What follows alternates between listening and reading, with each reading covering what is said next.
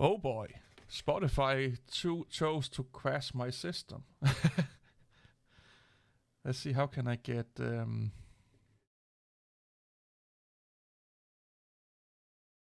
Yeah, that's...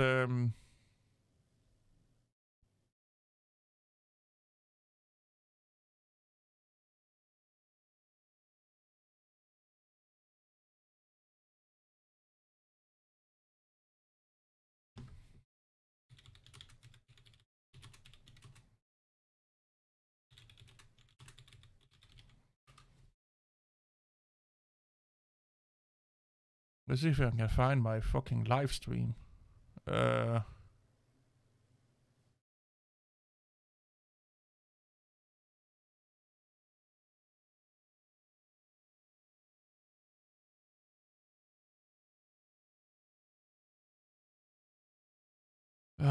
joy of fucking computers.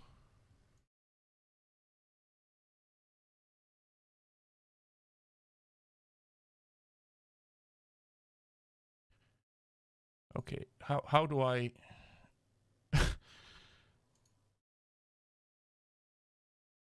Fuck, YouTube is the fucking shit. How do I go into...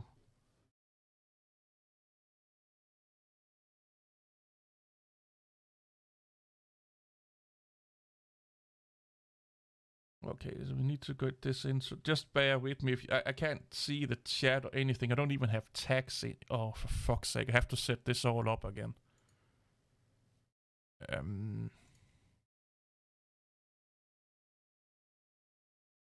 Yeah, of course.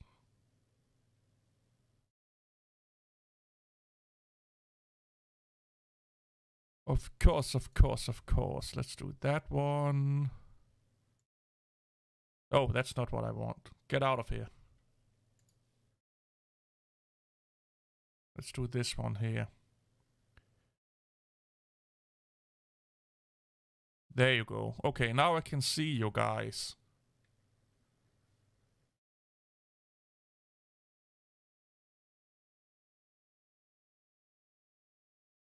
So yeah, Spotify just fucking crashed my machine. Never done that before. I alt tapped into Spotify and everything just went tits up. Yeah, Spotify's fucking a bitch, man. So let me know if I need to do anything. So I am going to try and...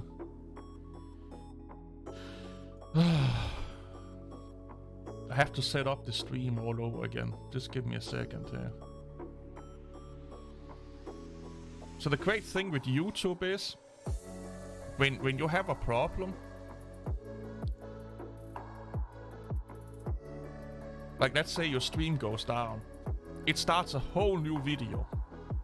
Everything is new.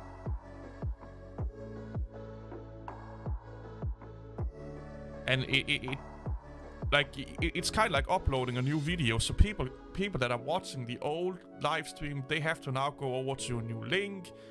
I have to set... I fucking hate YouTube live streaming. It's a fucking bitch, man.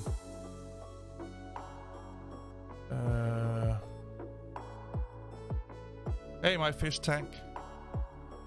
Yeah, just give me a second here. I'm trying to see if I can save what's left. I had to delete my old live stream. So let's see, science and technology live stream. I have tags in here.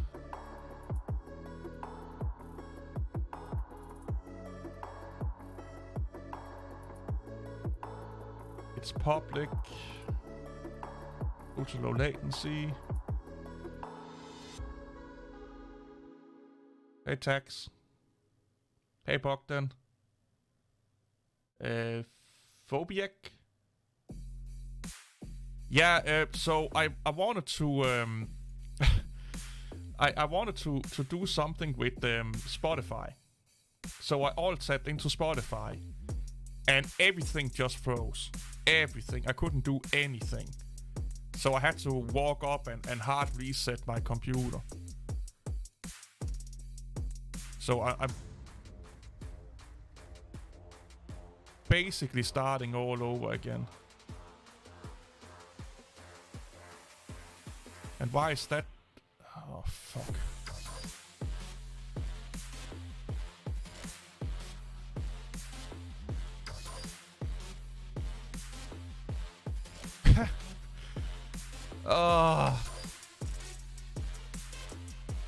It's just one problem after another. Now CC Cleaner is acting up.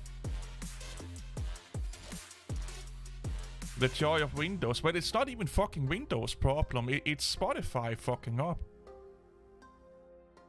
Had it been Windows that have fucked up, I will agree with you. Well, I can deal with that later.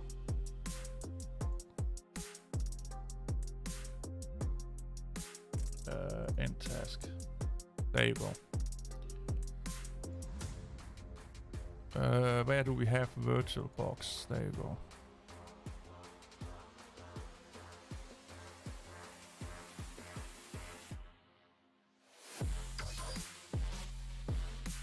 I feel that the sound. We see stuff, yeah. Yeah, so I had it before. Oh. Just give me a second here. I need to change screen. Oh, that's not what I want. Windows capture. You should be seeing. There you go. So, either Streamlabs crashes my PC once in a while, or VirtualBox can have done it in the past. I never had Spotify crash my system. How about you restart your machine and we all can rejoin in another stream? Oh, I'm up and running now. I just did that. I just restarted my stream. This is the second stream. This is the second stream.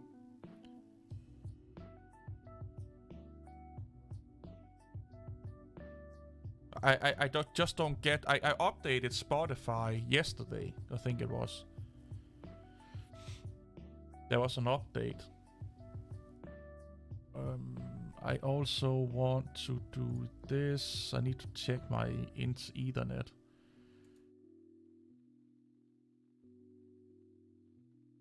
Why Tumbleweed? Because I run Tumbleweed. Leap, I never really like Leap. To me is not meant for home users. It's for developers. It's for corporations and stuff like that. Might be the power of Joe Rogan crashing Fo's PC through Spotify. I love Joe Rogan, man. I love him. Yeah, Leap is just. I don't know.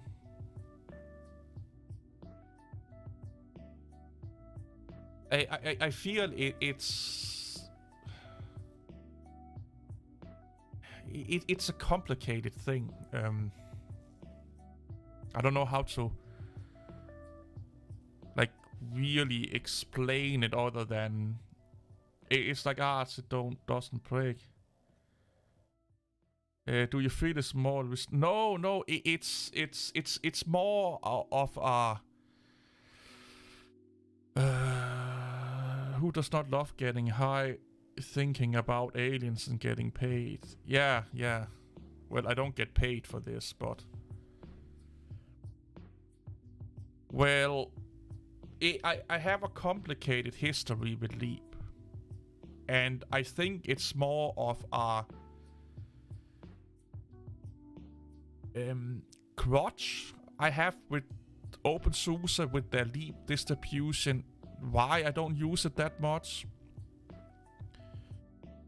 Because they have changed direction with Leap. Before it was called openSUSE, just openSUSE. Then they did the whole tumbleweed thing, and then they did Leap, and and now they're changing direction with Leap again. They want to make it into this APL or what the fuck it's called in like 1 or 2 releases. I think it is 2 years time. And Leap is not consistent.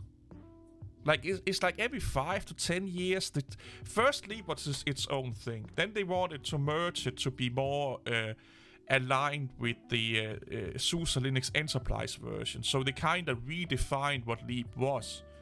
Because before openSUSE, the static release, APL, there you go. Yeah, thank you. So before we had openSUSE, and it was more like basically run like Ubuntu. So, but instead of every 6 months we got a new release, every 8 months, I think it was, they did it. 8 months they did a new release. And it was just like with Ubuntu, you get the latest desktop environment, the latest kernel, everything got upgraded. Then they again 4 or 5 years after that, or maybe a little bit longer, they're like, oh, let's be more close to our commercial offering with the SUSE Linux Enterprise. So what they basically wanted was they wanted Leap to become more of what CentOS was. And then they adopted the TikTok philosophy. So every second year, kind of like the LTS versions with Ubuntu, you got new desktop environments, new kernels and stuff like that. But even when you did that with Leap today, when you're doing the TikTok thingy, and sorry, every 4 year, because Leap, every second year, sorry. But even when we get new updates with Leap, it's still oldish, and they just can't seem to figure out how to do Leap correctly, because they want Leap to become they want Leap to be what CentOS was for Fedora, for Red Hat. So with CentOS, you could just buy a license and then you could go over to the Red Hat subscription. You basically ran Red Hat. They wanted Leap to be that. They want Leap so that you can, okay, I buy a license for SUSE Linux Enterprise. I download a few packages. Now I'm running SUSE Linux Enterprise. That has never been what Leap was about. openSUSE Leap. openSUSE Leap was basically a community-driven version of SUSE Linux that was basically meant to be kind of what Ubuntu is. Never what CentOS copycat, basically. Now, like 4 or 5 years into Leap, or 6 years into Leap, they want to do the APL thing. And then they do that for like 4 or 5 years, then they change direction again with Leap. Like, they are all over the place with Leap. And it bugs the living shit out of me, because back in the day, before it was called Leap, and the first versions of Leap, it was like running Ubuntu. It was a it was a really great everyday desktop operating system meant for the everyday user, following kind of in footsteps of Ubuntu. Up-to-date hard software, building tools for the community and building tools for the desktop and stuff like that. But then, CentOS is getting really popular. Let's do what CentOS is doing. And then they want to do CentOS, and now they see Fedora with their Silverblue. I think what they want with APL or ALP, APL, I can't remember. It's kind of like making basically Fedora Silverblue. So they have changed direction so many times with Leap that like you don't know what the fuck is going on, and I don't like that. Stick with something, hey Tasha, stick with something and commit to it. And fucking deal with it. But Tumbleweed has always been Tumbleweed. That's why I love Tumbleweed. It's a rolling release in the Arch philosophy. Easier to install, give you all the great tools. You get updates all the fucking time, just like with Arch. But at least, you know what the fuck you're getting. Leap, we don't know how Leap looks in 2, 3, 4, 5 years. They made, like, and here's the thing. I think... So the SUSE cooperation have more influence on openSUSE than Red Hat has on Fedora. And a lot of these decisions A lot of these decisions comes from the SUSE camp. It's the management shit from SUSE that are like fucking like squirrels running after nuts while they're drunk and high on amphetamines, just changing direction with the openSUSE community or with openSUSE Leap, just to basically copy Fedora or copy Red Hat. I don't like that. openSUSE and SUSE Linux Enterprise, they used to be ahead of Red Hat and Fedora. They used to be, you know, doing their own thing. Now it seems like what openSUSE is doing is just copying Fedora. What the SUSE Linux Enterprise is doing is copying Red Hat. That's how it looks like nowadays. And I don't like that. That's not SUSE as it used to be. SUSE was the user-friendly distribution, the administrative marvel of Linux. Now it's just catching up with everyone else and copying everyone else, instead of doing its own thing. The only reason I use openSUSE today is because I used SUSE in the 90s and in the early 2000s. Had I came into the Linux scene 5-6 years ago and have looked at SUSE, openSUSE, I'm like, why not just run Fedora? Fedora do it better. They have a better community. They are more talkative with the community. They have better integration of third-party repos. They are doing a lot for the community. SUSE and openSUSE is just copying everyone else. The only reason I love openSUSE is because I hope one day they will turn the ship around. And I hope that will happen if we put more light onto openSUSE, so more users are going to use it, that they then will be like, hey, we don't need to copy everyone else, we can do our own thing. We don't need to try and do what Fedora is doing or what Red Hat is doing. We are not Red Hat, we are not Fedora. Let's just be SUSE and let's just be openSUSE, as they used to be up till 2010-11, thereabouts. And it bugs me because it can be such a fucking great distribution if they just stop fucking copying or trying to be a poor man's Red Hat or Fedora. They have so many great technologies. They have YAS, they have the installer that we're going to look into today. There's so many great things that openSUSE have going forward. Why try and copy, the big hitters? Just be openSUSE, be SUSE. And it bugs the living shit. I should make a rant video about that. Do you have a problem with DOP? Not at all. Way to install almost top of the network image to take ages. Yeah, I'm doing the network installer right now. The micro-OS immutable system, Wake-Low. Yeah, okay, that's the one I'm thinking about.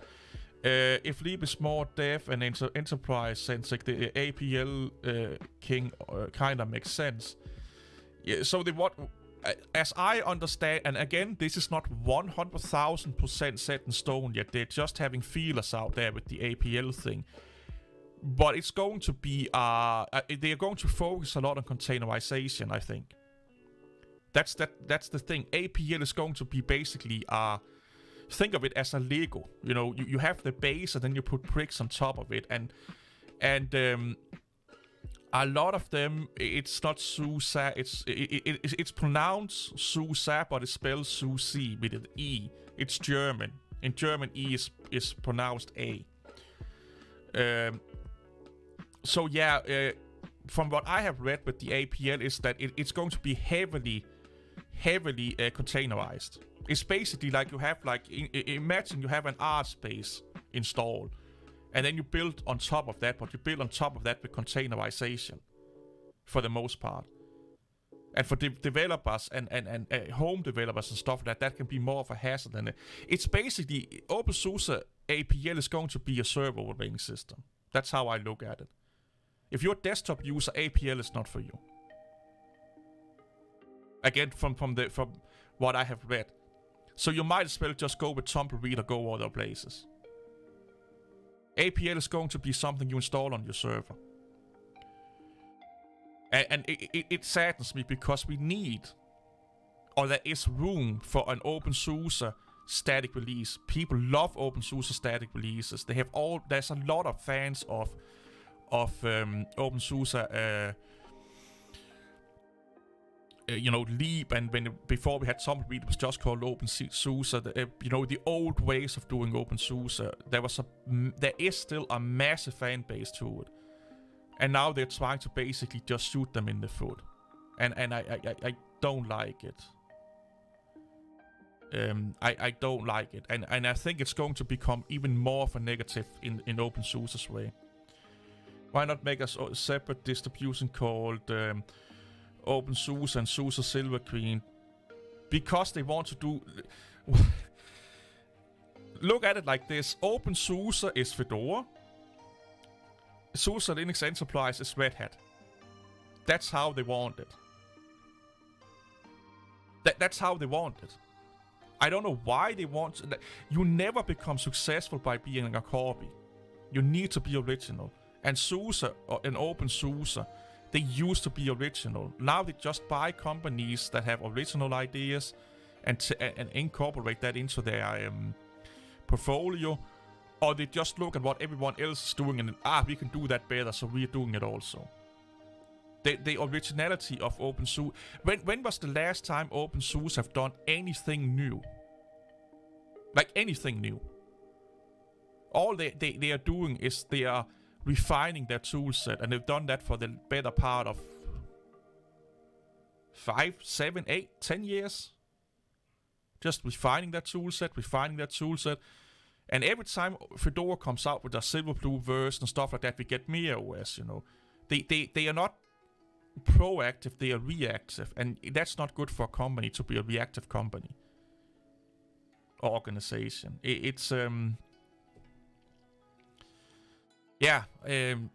I understand why people are not using openSUSE, and I only do it because I have like a 20 years relationship with openSUSE. It was one of my first operating systems or Linux distributions I installed.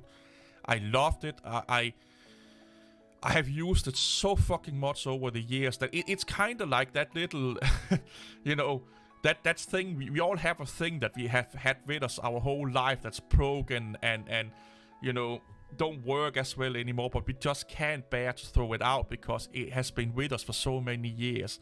That's how I look at openSUSE. It's like, it's this thing that I don't know why I'm running it. There's no reason for it. There are plenty of distributions that are doing what openSUSE is doing, both Tumbleweed and Leap better. I just try and promote openSUSE and highlight some of the few things that they're doing better. Yeah, the YAS tool is one of them. But if we are brutally honest and 100% honest here, you're not getting that much more better things with openSUSE than you do other places. Plus, they don't have the user base behind it. They don't have the openness of the development team behind it. It looks like. And they shut down, was it last year? They shut down openSUSE Planet or something like that because they couldn't get volunteers to basically help them out with it. The community didn't want to chime in, and to me that looks a little bit like it's a dying community if they can't get people to help them support a community maintained social media is like a news page kind of thing. That just means that they don't have that big of a community, which is sad. But I feel since 2010 is openSUSE have been basically running on life support. It's a great system. I love it. But it's not the best. When we have installed it, I can go and show you. I can I can say all the things I kind of want to say about openSUSE, but I rarely do because I try to put a positive light on openSUSE because I want it to become better. I want people to use it, but there are so many small nooks and things that you need to mess around with to even Tumbleweed to make it really great as a desktop operating system. How much is babysitting a problem? Tumbleweed don't really require you to babysit. That's one of the best things about openSUSE Tumbleweed is there's almost no babysitting at all. I would be using Fedora if they had as good Nvidia support as openSUSE. I actually think they have. It's just a little bit cumbersome to install Nvidia under Fedora. I have a script. If you Google my video, or Google, if you search my video page and you just type Fedora Nvidia, there's a video or two in there where I talk about Nvidia script I coded in Bash that basically helped you set up Nvidia on Fedora. And it seems to be working quite well for people. But I feel I'm an Nvidia user, and I feel like I get just as good support for Nvidia under Fedora. It's just a fucking hassle to get up and running. Where openSUSE, it's a little bit more easy. openSUSE stable has many advantages over Dev, in my opinion, getting Nvidia device. Yeah, like I said, there are a lot of great things about openSUSE. They just need to start and get their fingers out of their ass. Honestly, I'm so frustrated that if I was a professional developer, I would have forked openSUSE 2 or 3 years ago. And I would have made Leap into basically, following a little bit of the Ubuntu philosophy, but instead of releasing every month, every 6 months, it would be every year. But more up to date of everything, basically becoming a mixture between Ubuntu and Fedora. Because if they can make Leap into being sitting between being what Fedora is and what Ubuntu is, they have a winner. But I just don't know how to do it. I don't have the know-how, or I could learn it, but it will take fucking years to learn to code, in C and system, critical programs and stuff like that. Is it just me or companies based in Germany like Manjaro and SUSE literally under scrutiny? Manjaro is not under scrutiny. Manjaro is a fucking great product. It's just that people don't like Manjaro because it's getting popular. openSUSE has never been under scrutiny. openSUSE has always been looked upon. Like, it's really hard to find people hating openSUSE in the community, because openSUSE is rarely used in the community. It's more on the enterprise size, and I think that's a problem. EndeavourOS has great Nvidia support. It's literally sniffed out. What are your thoughts about GeckoLinux? GeckoLinux is great, but it's still 99.9% openSUSE. And what he's doing a lot of great stuff with GeckoLinux. I love the GeckoLinux project. But you're still dealing with the politics and with the philosophies of openSUSE. He even said in his on his webpage that when APL comes out, or if it comes out, he don't know. He has no idea what to do. I think right now he's making a. Is it calling Star? I can't remember it, but if you go onto his website, he's making a. Basically, he's making a Debian version of what he's doing with the Leap version of GeckoLinux. So everything he's doing with GeckoLinux Leap, he's doing on Debian stable. SpiralLinux, thank you, there you go. Because he don't know with the APL thingy. I gave OS Tom KD a try after mainly using apps for the maybe he can he does have a so what he does, GeckoLinux has 2 versions. They have a tumbleweed version and a static release, basically the Leap version. And now that APL is it will come, but they still say that it's in theory, but it probably will come. It's just a matter of time. Is it 2 years or 4 years? That's all. It's a matter, that's the question. But when APL starts to come into effect, we don't have Leap anymore. And there is like basically a void for GeckoLinux that needs to be filled with the Leap version. That's where he's going Debian. What is more stable, Arch or Debian SID? Debian SID is way more stable than Arch. Well, let's start to install this fucker here. I still fucking hate that I had to reboot my computer. I'm taking some ginger ale.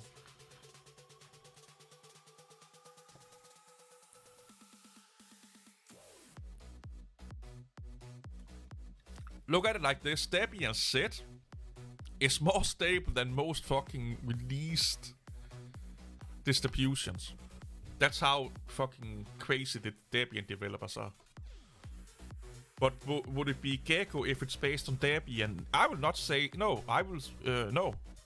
That's why he's giving it a new name. It's called SpiralLinux.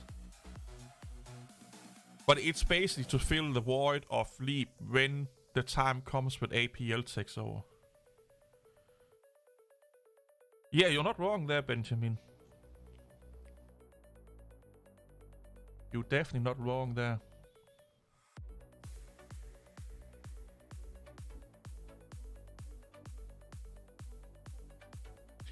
But yeah, I I could rant for fucking hours about how I think the direction openSUSE have taken with the whole Leap thing when they started to do Leap. They changed the name over to Leap. It was the biggest mistake in openSUSE's fucking history. And openSUSE is notorious of making a lot of bad direction mistakes, if you ask me. They have such a great fundamental distribution. Like the fundamentals of Leap and Tumbleweed is amazing. They just seem to shoot them in their foot all the time. Silver lining, it's great that Tumbleweed is not changing course. Yeah, but again, Tumbleweed is not for most people though. You know, most people don't want a rolling, or they want a rolling release, but they don't want a rolling release that upgrades 2-3 times a day like Tumbleweed does. So I always go with generic desktop because I go in and customize the package selection myself doing the install. So this one, this is one that fucking confuses a lot of people. So I always start with current proposal. And I changed this one to ext4 because BTRFS is for enterprise, if you ask me. There are little advantages for BTRFS for a home user. It's more... I don't know why it's making 2 boot partitions, but let's just do that. I don't give a fuck. Next. Let's try using Tumbleweed and Travel. Can one not upgrade on a... You can upgrade... You don't have to upgrade every time there is an update with the openSUSE. But here's the thing. If you're running a rolling release and you want to be as secure as human possible, you have to upgrade every time there is a package update. Because you don't know if that's a security update or if it's a bug fix. Because they don't really say that. You just get updates. I think with openSUSE you can upgrade security updates only. The same you can do with Fedora. But Arch, you have to update because you don't know if there's a massive security problem. Unless you're reading all of the fucking development text files from all of the packages that you have. So you kind of are forced to update. Where Fedora have a way where you can only update for security patches. It's called upmin or update min.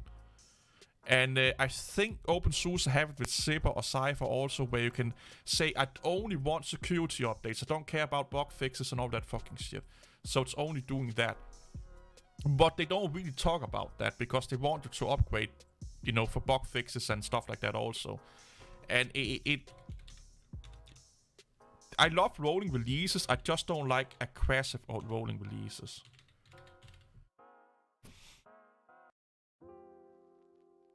But for most, Tumbleweed is fine. It's a great distribution. It's just not doing anything other distributions on. It has Yast, but there's a lot of people that don't like Yast. So let's see what it has here. Evaluating the package selection. CPU mitigation is auto. Firewall is enable. SSH is disabled. SSH ports are plugged. Major Linux security module app armor. You can change that to SE Linux if you want to. And we are using network manager. Super duper. I just want to go in and do the software thingy. And here's a little tip. Don't click these things over here. Because then you're... And this is one of the quirks with Tumbleweed. Hey Arnie, how are you, man? What is more stable, GNOME or KDE? I don't know which one is more stable than the other one. If you tick up here, you now enable meta packages, and now it becomes a hassle to update and uninstall. So I want the Cinnamon desktop. Oh, sorry, we need to do detailed. There you go. So I want the Cinnamon desktop, and I don't click here because then you're doing patents. You see there's one here called patent space X11. And they throw in a shit ton of optional dependencies that you then have to go in and configure off in a configuration file. So that means that you could uninstall Cinnamon, but because you have this tagged on, it's like, well, you didn't uninstall the pattern for Cinnamon, so we're installing the whole desktop again. So what I do is I go in here and I find Cinnamon and I am enabling that one. And then I kind of want GNOME calculator. And in here, this is their package manager. You can install everything you can do under Arch, you can do under openSUSE right now. You choose right now what to install on your system. What you do here is you tick a box or untick a box. So let's say I don't want Mozilla Firefox. Where I just saw that. Where the fuck was it? Here's Mozilla. Hey, Ron. Oh, Bogdan, thanks so much, man. So let's say I don't want Mozilla Firefox. I just untick that one there and I don't get Mozilla Firefox. So you now have the same control over your system as you do under Arch. It's just in this fancy dancy package manager here. I can use LightDM if I want to. Let's see. I actually do want LightDM. So let's do that one. Sleek Reader. But beware, if it says pattern, try not to install the patterns because it throws in a shit ton of dependencies.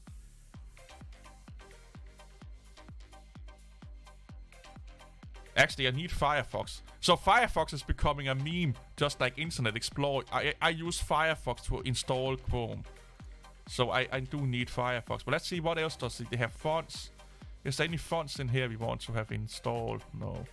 Xwindow, what do we have in here? We have Xort, we have DDM, SDM. Did I do light? So I can go in here and I can search. So I can do light. DM. Yep, that's installed. So I can get the Debian Reader. But yeah, use this as a normal package manager. Go in here and you can search.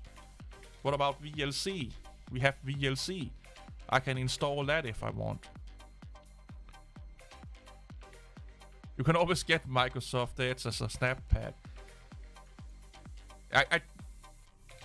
Do they have Flatpak in the repositories?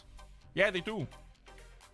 So I can enable Flatpaks in here. I don't think they have systemd. I think you need a repository for that. Oh, sorry, snapd.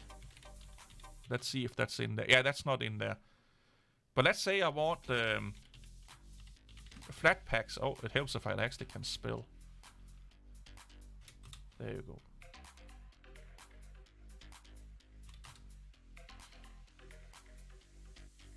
If I want Flatpak support, I can just do this. Now I have Flatpak support. So yeah, now here, let's accept what we have here right now. Yes, sir. So here where it says installation settings, click the headlines to make changes. This is kinda a little bit of, hey, idiot, this is what we are going to do to your system. Are you okay with this? And then you read this. It's like look at it a little bit like a pre-install script. So you go over, do I want to do anything with booting? And then I can click here with booting here, and I can go in here and I can choose Crop2 for EFI. I can go in here and I can do kernel parameters. I can do bootloaders. I don't want to do anything there. Software we just went into. What is the default system target? Security, you know, here's the most common ones. Network configurations, you know, we can go in here and we can fiddle around with it. So in this page right here, you have the same control with your system before it's getting installed as you will do with Arch. You can go in here and you can say the default target systemd target would be text mode. You are running ahead the server now. This is just set up in a more convenient and easy and digestible way. Go in here and you can go nuts. We just did the partitioning of the hardware, you know, the hard drives, and now we're choosing any components we want. And like I said, we can go in here in software, we can go into details, and now you just tick off or tick on things you want. If I want the Bocce desktop environment, I go in here and I install Bocce. let's say I want a web server, a mail server, I can do that in here. You know, development stations. This is everything that they have in the repositories. You can go in here and you can mess with. Yes, utilities. Is there anyone in here I want? Like, let's say I want the VPN one, and I want the NFS client, the Samba client, the Samba server, of course. I want the sudo configuration plugin for Yast. Has been. I ran Leap 15.3 as FVC and top read and KD until recently. I want to try GNOME to get the sled feeling. I haven't used GNOME in a while. That's a lie. I use it under Ubuntu sometimes, but I haven't ran GNOME under openSUSE for a long time. So yeah, we can go nuts in here. Console tools. Is there anything in here that we may want? Emac, links, Midnight Command. I definitely need that one. Is HTOP even installed? So let's go in here and do HTOP. No, it's not. I want HTOP. I can't live without HTOP. Yes, user. You guys get how amazing this is? Like, yes, the installer is really... It's not intuitive, okay? It's not straightforward, but damn, you have control over the installation of your system. AppArmor support. Here's SE Linux support. So let's say you don't want AppArmor. You want SE Linux, like what Fedora is running. You can go in here and you can customize the living shit out of it. Heck, you can even install MicroOS from in here. If you want to. Qt development. You have so much Linux kernel development. You have so much control over your system in here. The same or more in Art. Easily convenient laid out for you, guiding you through it, helping you, and instead of having to remember the package name, I have to go on and have, you know, like written down each of the packages that you want to install with like with Fedora, with Art software, and have to do pacman -capital S and blah blah blah. Yeah, you can do so many great things in here. I used to run EndeavourOS XFCE, I think was the version I ran when I ran EndeavourOS. But yeah, like I can custom. I can get an install equivalent to a bare bone Ars Linux install with this tool here right now. I just do it in a nicely convenient graphical user interface where I can search. I can get, you know, I can read descriptions about it. What is this? I'm a little bit confused. You know, I can then go and read about it. I can get technical data about it. I can see what dependencies it pulls in, what versions is in here. I can even choose between versions if there's different versions in the repositories and stuff like that. Really easily, convenient laid out for me instead of having to go hardcore balls to the walls, never seen a fucking girl's pussy before and doing it the arts way and think I'm a man. Because I know how to type in a console, in a CLI environment. Trust me, you can go nuts with CLI when it's installed. But why not have a cup of coffee and just chillax and do it like in a really, you know, point and click way? It's fucking amazing. Like, this is some of the things I love about SUSE. You know, these tools here. But why the fuck are they shooting themselves in the foot with all of the rest that they're doing? I hate it. They have so many great things that makes SUSE, openSUSE amazing. But then they, let's change direction. Let's change direction again. Let's do this. And every time you notice something amazing with openSUSE, there's one or two other things coming up and slapping you in the face while they have poop on their hands and be like, hey, remember how shitty we are in these areas? This is the best installer.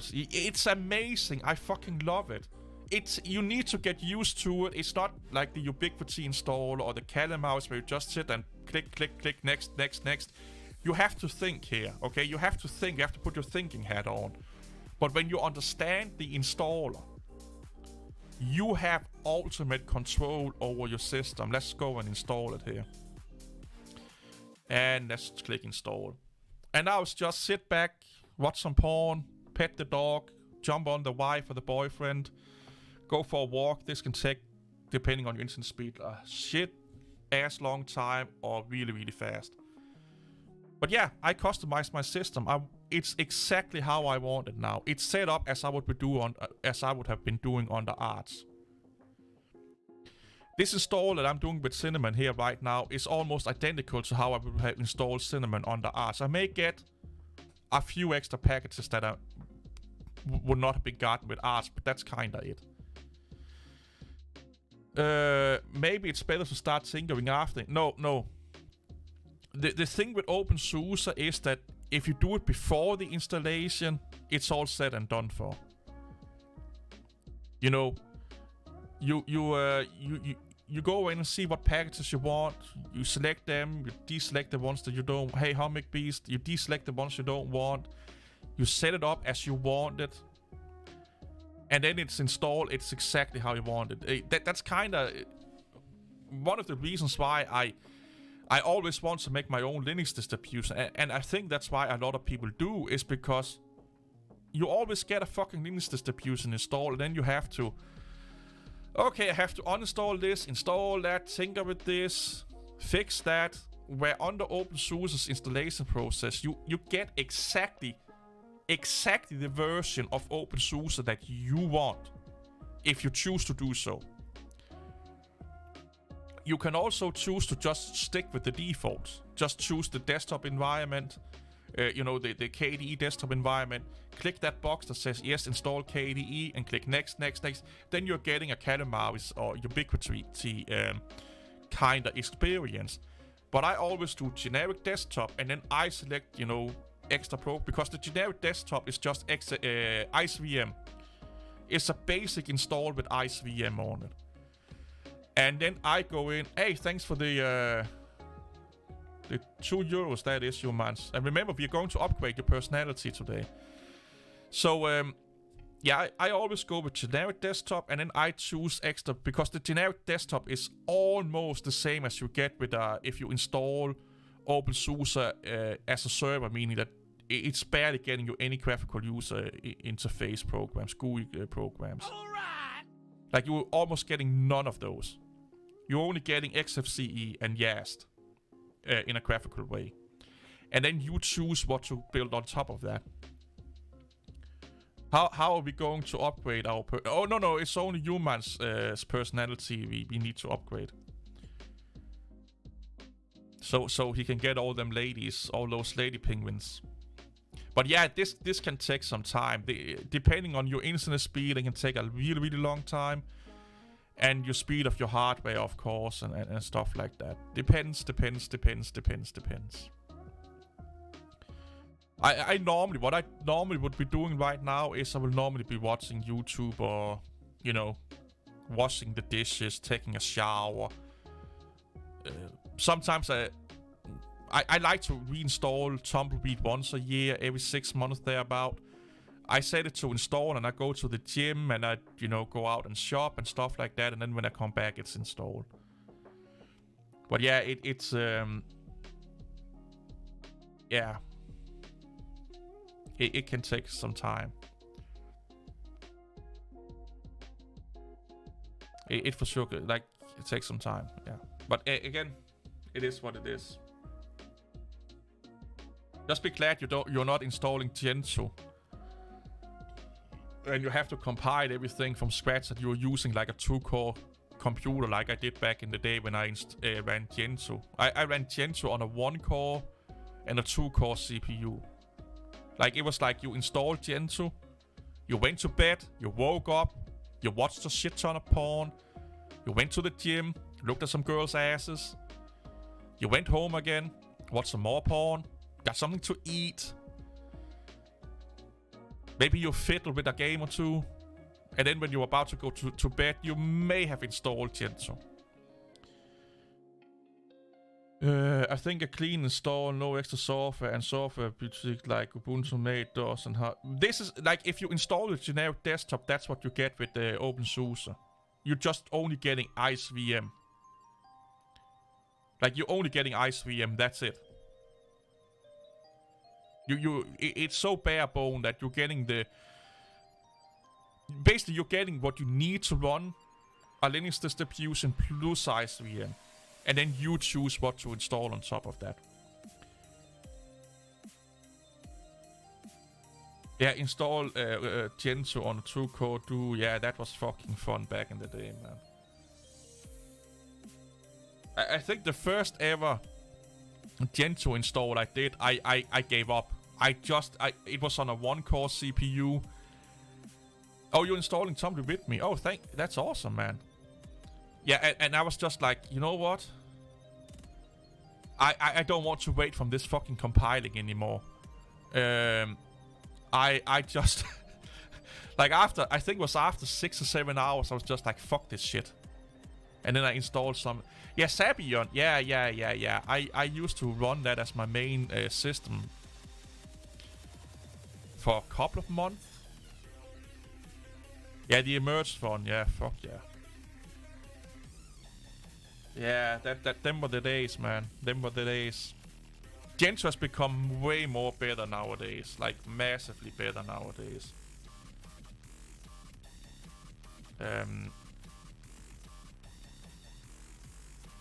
Why do I get fucking these fart food places? Oh, I need the app to use this one. I don't want to do that. It keeps sending me discount codes every weekend. It's like, hey, get more fat, you bastard. I'm on a 6-core CPU now, and I still think that it isn't good. Oh yeah, no problem for Gentoo with that one. It's like nowadays, with the speed that the CPU... Like, remember, when I installed Gentoo, it was like 1.2 gigahertz or something like that. Maybe 2 gigahertz. Like the clock speed was fucking laughable. And I only had 1 or 2 cores. It was like... I think the dual core had was like a 2.5 gigahertz or something like that. So you have the clock speed with you today. And you have the... You can on a 6-core, you can definitely install Gentoo with no problem. It will not take that long. It will not take that long.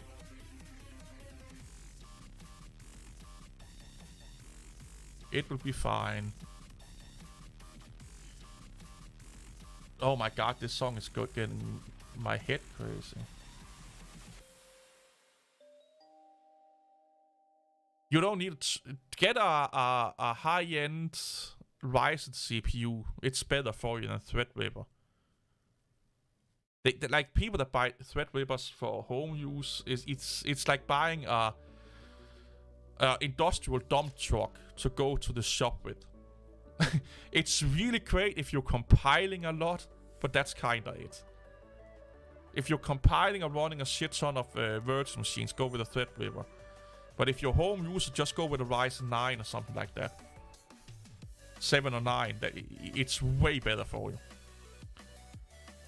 Yeah, with Fonso, yeah, and Fonso is made by the original Gentoo developer, if I'm not mistaken. Honestly, go look into some benchmark on the internet, because I think that Threadripper is not that much better for folding at home as a high-end Ryzen 7 or 9. Like Threadrippers they are built for servers. You know, that's their speciality. That's what they are built for. And I can't remember what the protocols is that folding at home use. I think they are GPU bind also and stuff like that. So you probably will get more out of a CPU that are playing really nicely with, you know, consumer level CPUs that you will be running. You will be so much happier with a high-end Ryzen CPU. You honestly will.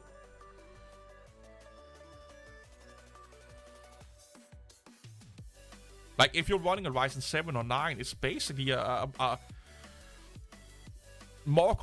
better consumer version of a Threadripper anyway. You're getting a shit ton of cores. But couldn't find any worthwhile information. I again go with a Ryzen 9 or 7, man. Like, Threadrippers is kinda... It's kinda becoming a flexing. It's for people that want to flex. Zipper does not remove orphan dependencies. There is a command to do that. And yes, it should be doing it. It should be doing it, but there's also a command that you can prop into the... I can't remember it out of my head, but just go and Google how to remove orphan packages or orphan dependencies with Zipper. And there's a command how to do so, just like under arts and stuff like that. Yeah, but more cores is not always great. Like, more cores don't mean better performance. It's also the speed of the cores. So when we started to get 6 cores, 12 cores, and 8 core CPUs, most of the programs that we use as a desktop user only ran on 1 or 2 cores. Games only used up to 4 cores for many years. So you could have like a 12-core CPU. Your games didn't run better than a 4-core CPU. The programs didn't run better than a 4-core CPUs because they were optimized and built for only running 4 cores. The only thing that the extra CPUs gave you was that you could have more programs running at the same time. That like if you're multitasking like a fucking crazy person, yes, having more cores will help you a lot. But that like I said, if you really need the core count of the Threadripper, you need to be running a server, or you need to be doing virtual machines like 1, 2, 3, 4, 5 virtual machines running at the same time. So if you're not doing those specific things, or compiling, you know, the kernel all the time, or desktop environment and stuff like that, if you're not doing that on a daily basis, it's just money out of the window.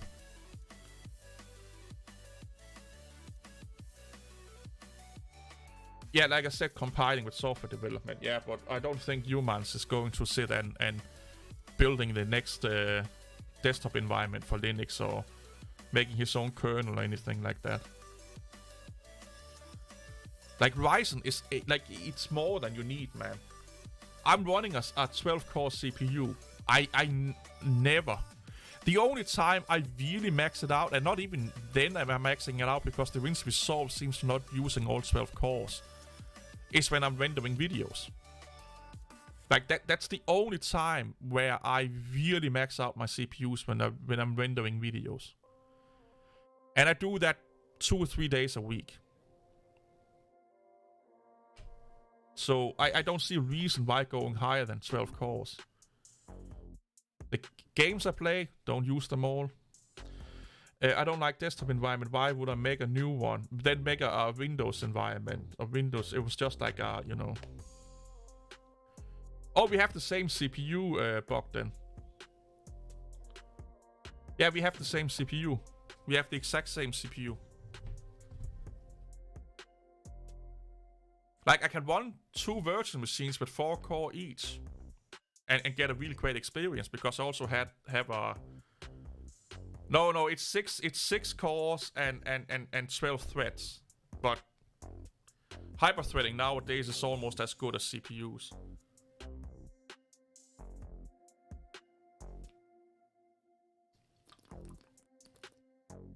Oh, I'm getting thirsty. Yeah, it's really, like... It's amazing. But I would wait till next year. Because next year, Zen 4 is coming out. The next generation of Ryzen CPUs. And when Zen 4 comes out, everything that's Zen 3, even the high-end Zen 3 CPUs, is getting massively discounted. So that means that you can get the latest, not the latest, but the current top-end Ryzen 7 and Ryzen 9 CPUs and motherboards really fucking cheap. And they are still more than enough for 90% of people using computers nowadays. There are no need for you to go and buy Zen 4 when it comes out. But no on-chip graphic card. I don't need that. I never used onboard graphics. The only time I used onboard graphics for my Intel CPU was when I was live streaming. Because then I could dedicate the onboard graphic card on my CPU to only live stream. So all the rendering from OBS went through the onboard. Well, the Ryzen 5 is 6 physical cores and it's 12 threads. So it means it has 6 physical and 6 virtual cores. Hyper-threading.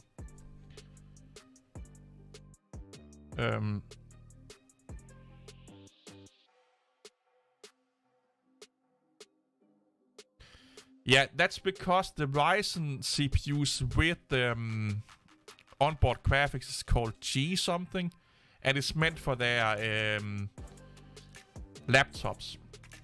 And when people build motherboards, they use a lot of the same components, you know. And you can also run the same CPUs on your motherboard. You don't need to run Ryzen 3, 4, 3, 5, or 7, or 9. You can also get, you know, the mobile versions and run those. So you can get the, you know, you can utilize the onboard graphic. But like I said, I only used onboard graphics for dedicated that to OBS when I was live streaming. Because then I didn't have any bottleneck. Like my CPU didn't bottleneck and my graphic card didn't bottleneck when I was playing games.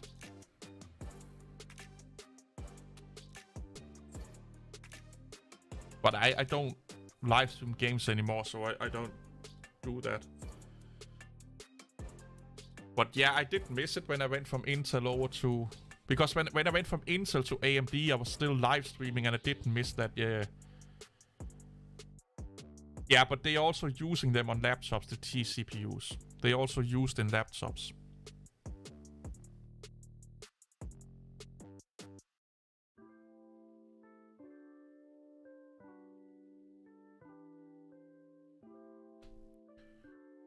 A lot of laptops use desktop class CPUs in them.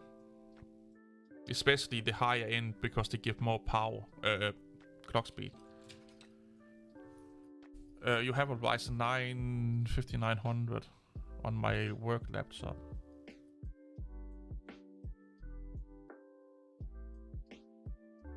So I still don't know. I don't think I'm going to upgrade my current computer because the next upgrade that I'm going to do will more than likely be me buying a Mac Mini. Like that's my my next computing goal is to... I'm not going to spend any more money on the computer I have right now. I'm going to buy a Mac Mini. That's like what I want right now. I may change my opinion in like 2, 3, or 6 months.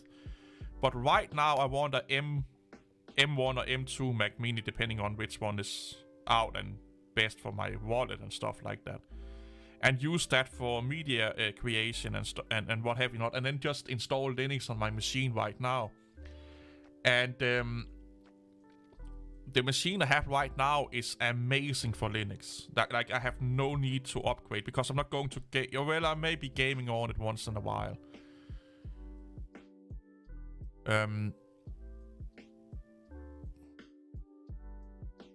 Yeah, I may be dual booting into Windows and game on it once in a while. But I've cut down a lot on game. Well, not this week, but my plan is to cut down on gaming, even though I've done it over the years. Or over this year. This year I started to cut down on gaming a lot. And now I almost only game in the weekends. We're going ARM-based. Yeah, well, yeah. That's the future.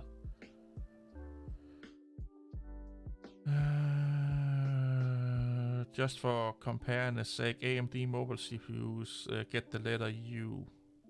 Yeah, but they still use desktop CPUs on laptops. Mac Studio is way more expensive. Like that's the problem with the like I want the studio. Like if I had the money, I would have the studio, but I don't want to pay that much extra just to get the studio. Like it's massively more. Like I can get, is it like 2 or 3 Mac Minis for the same price?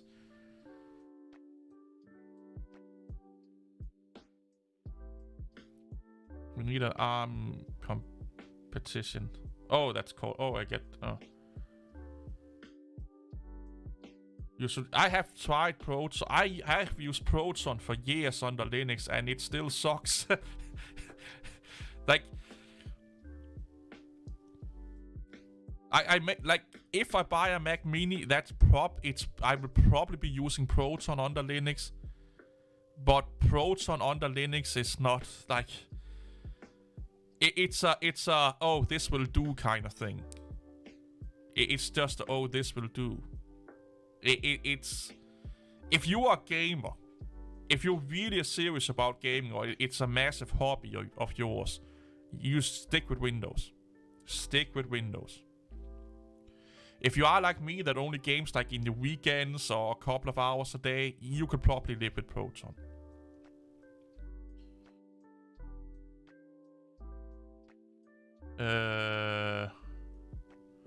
Go on to their forum and ask and see if people have asked that question, because I think it can.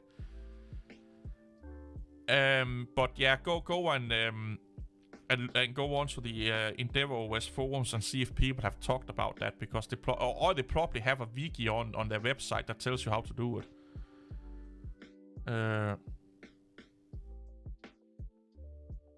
Yeah, Proton was developed for the Steam Deck from... Yeah, of course it was. Like, Valve is fucking genius. Never heard of any laptops using Ryzen CPUs. Just Google it. Laptop with Ryzen CPUs. Bogdan just told you he has a... Here, I have a Ryzen 9 5900 on my work laptop. So... Bogdan, if I mod you, can I mod you? You are now a moderator, my friend. If you can find a link to your laptop, you can now post it in my chat, so people can see you can get a CPU. You can get a laptop with a Ryzen CPU. You're now a moderator. You can now ban people and what have you not. So with great powers come great responsibility. So you have to send me all your girlfriends that you have. They need my phone number now. And of course they need to be single. I don't want to deal with fucking married chicks and stuff like that. So all you single girlfriends, give them my number now. And they can only date me, they can only fuck me, because I'm the ugliest man alive. Therefore I'm automatically the most handsome man alive. So yeah, that's like what comes with that power. But yeah, if you can post a link to your laptop, that will be fine. All my single girlfriends are on your way. Awesome. But yeah, Bogdan, if you want, give Jomans your link to your laptop.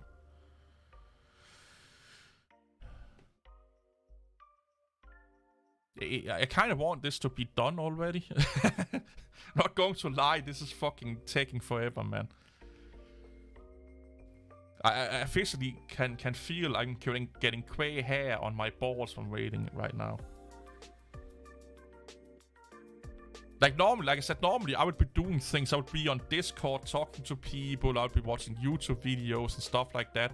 Like, this is the first time in a long time where I've just sit down and just waited for it to be done. You know, I'm talking to you guys, but I'm basically just sitting here and waiting for something to happen without doing anything other than talking. And I never noticed that it really took this long. And it's kind of a little bit concerning. They need to do something about that. The installation process needs to be faster. Way faster.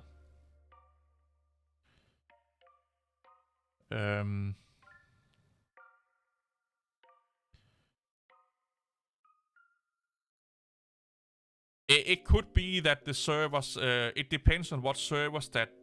Here, I think SUSE is using something called Brain something. It's an automatically allocating server allocator. So what it does is it figures out where you are, and then it matches the best server for you to download from. And it's not always reliable. So sometimes you get really slow servers. That's why I almost always go in and manually set the servers in my config file to German ones, because I live close to Germany. I have had them. At one point it was downloading from Australia, another point was downloading from Spain or something like that, where the servers were really slow. Because their automatically server detection allegation tool don't really work that well. So sometimes it takes faster, sometimes it could also just be my internet speed having a fucking hissy fit. Well, I'm not really receiving, so it must be installing something right now. Oh, there you go, I received something. Rock ASUS stuff, there it is. Thank you, Bogdan. Why did Valve choose KDE Plasma for the Steam Deck? I don't know, I can only speculate, but I think... Why? So... I think it has something to do with the optimization of the Qt libraries. Qt libraries is really good on battery. And I think that the UI is built on Qt, if I'm not mistaken. And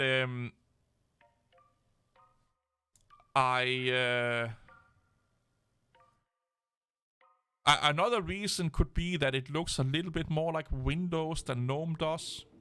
Could be a factor. But KDE is better for battery life in general than GNOME is. That laptop uses the mobile version. What is he talking about here? Accept cookies.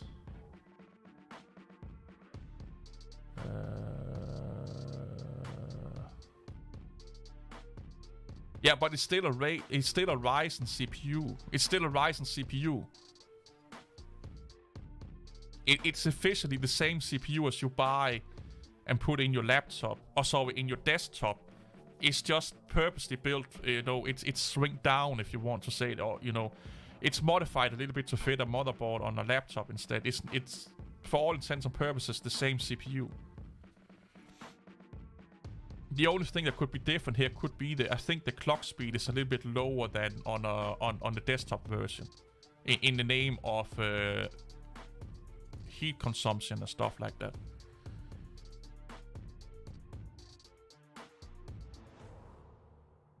So what they do is, a lot of times also, is that they take a desktop CPU and then they underclock it a little bit, or you know, either the voltage goes down or the underclock and stuff like that, so don't produce so much heat. But it's the same CPU as you have in your lab on your desktop. It's just, you know, underclocked a little bit, and then they put it in laptops and stuff like that. So it's not a U CPU or G CPU. This is a Ryzen CPU.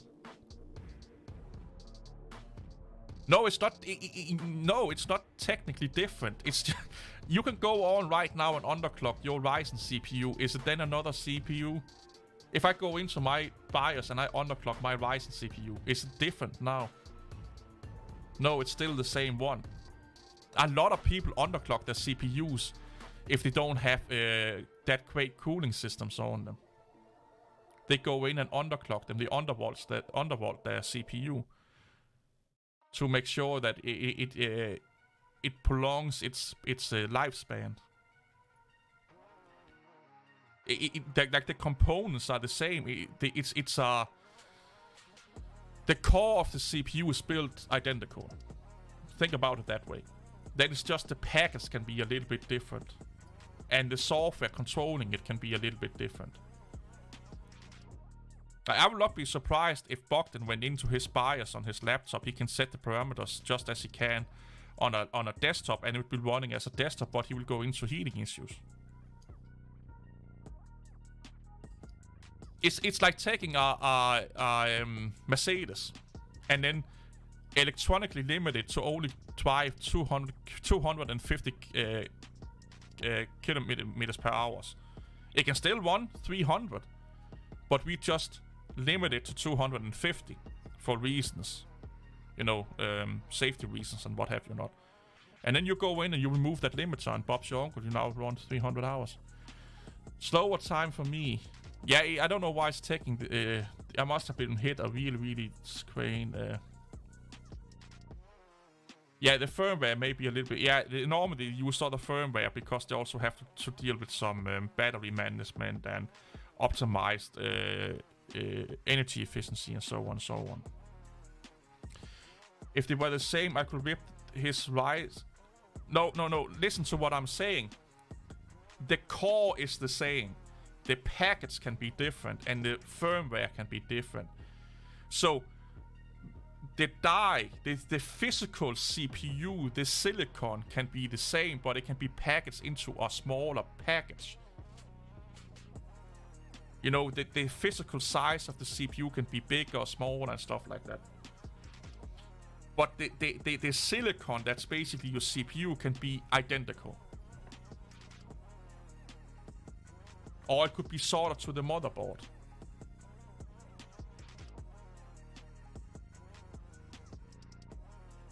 Just because you can take the CPU and put it into your laptop or put it into your desktop don't mean that it's the same CPU. It's not the same socket-wise. Yeah, like I said, the packaging is different. And that can, again, heat restrictions plays into what they're doing with it. Silicon... I'm sorry, but you have no idea what you're talking about. And we can't have this conversation because you don't understand the fundamentals of a CPU apparently. So we can't have that discussion here.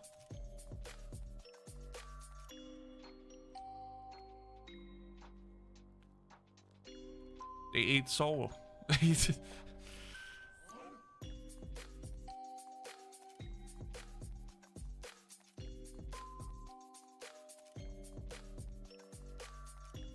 But just leaving be, that's why I say we need to upgrade his personality today.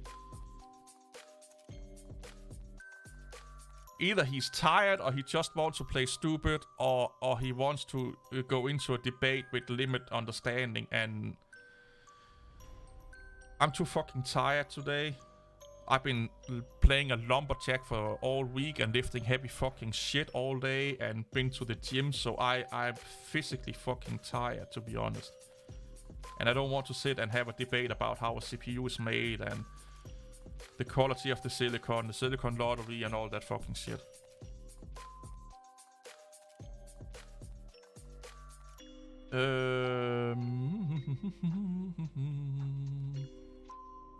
We only need 602 packages. Come on, bitch.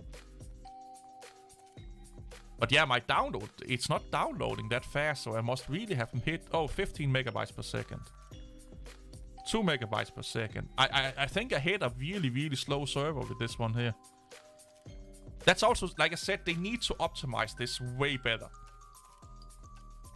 Like, if you're telling people this is an advanced modern operating system, and it takes this long to download and install 3 or 4 gigabytes into a system, there is something fundamentally wrong with the way that they're doing it.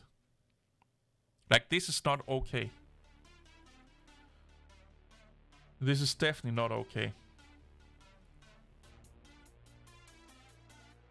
But they are talking about going over to making a web-based installer. Because Fedora is doing it, I guess. Yeah, really slow. Yeah, I have a suspicion it's their servers. I've hit some really bad servers because it normally will not take this long. Either that or my download speed is just massively fucking slow today.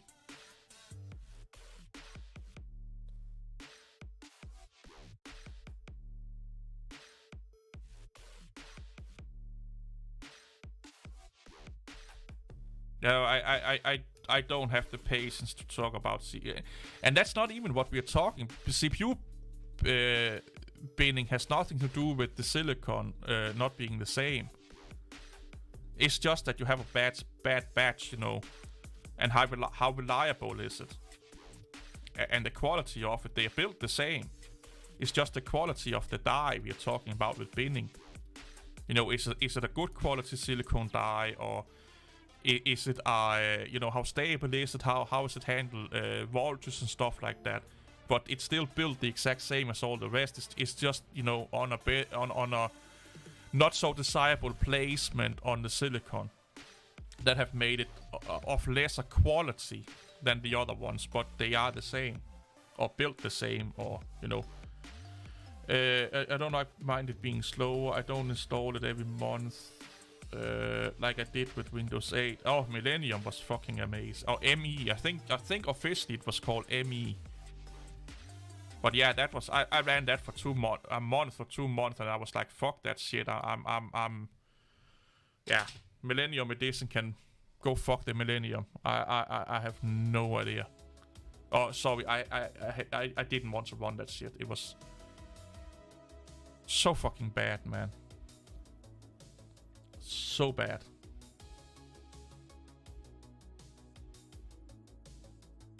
For the time, like we have to remember, we're talking about 1995 with Windows 5. 95 came out, and for the time, it was actually an okay system. Yeah, it was not. OS 2 and other systems was way better, but it was an okay system. Like it did a lot of great fucking things. There was just one problem: it didn't have kernel protection. You know, everything was run on kernel level. So if something crashed, everything crashed. You know, we didn't have memory protection. We have shitty, if at all, multitasking. It was really bad. Like, but for the time of day that was, you know, how things was back then. Yeah, here we're getting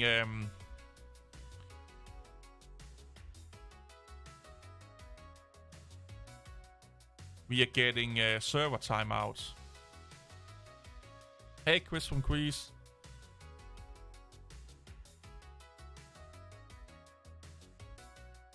Yeah, we're getting server timeouts. That's the problem. We hit some bad servers. Like I said, they need to do something. openSUSE servers, the way they do servers, repository servers, are fucking amazingly bad. Yeah, we have definitely hit a really bad server. I was too late to the computer party that my first PC had Windows. You must have had a really old computer if you're running 3.1 for a year before, because 3.1 was like obsolete in 1995. Then we had 95, 98, Millennium Edition, Windows 2000, and then XP came. I remember back then I even bought... Yeah, I used to have SUSE boxes also, man. Tom will upgraded today for me to... Oh, so there's massive update. Okay, that could be it. Yeah, okay, so they could just have refreshed the repository. That's why. Okay, I got you. So they have probably been... you know, their servers are probably overworked. That makes sense. With Dr. DOS. Oh my god. Yeah, it was really old, but I got it for free. Oh, well. And I think we're getting another timeout here. Yeah, that makes sense if everyone is upgrading their PCs right now. But it should still not be a problem. They should have ways of mitigate that, if you ask me. Where the fuck can I even see? Boop, boop, boop, boop, boop. No, I can't.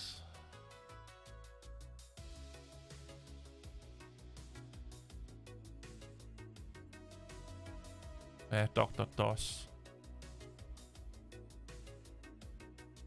The earliest PC I used was a 486. The earliest PC I ever used was a Commodore 64.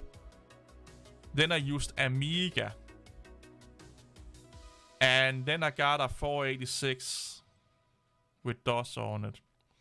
EndeavourOS, the... What are you saying here? EndeavourOS does that part SP much better by allowing you to change update.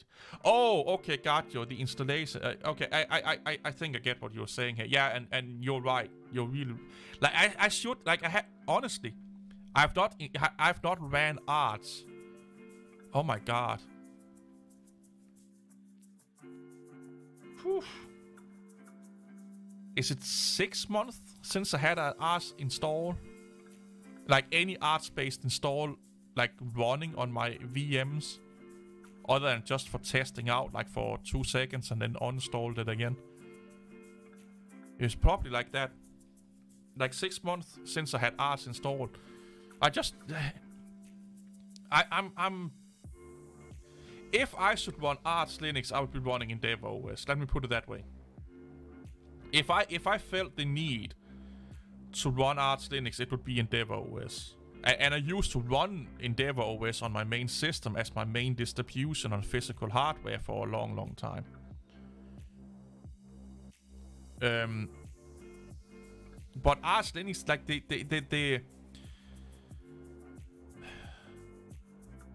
I just don't see a reason to run Arch Linux anymore. And I still have to deal with the hassle of running Arch Linux. You know, it's like... it's not really giving me any benefits anymore. But I have to deal with it that it's Arch Linux. Where I can get the same benefits on almost any other Linux distribution. Without having to deal with the nature of Arch Linux.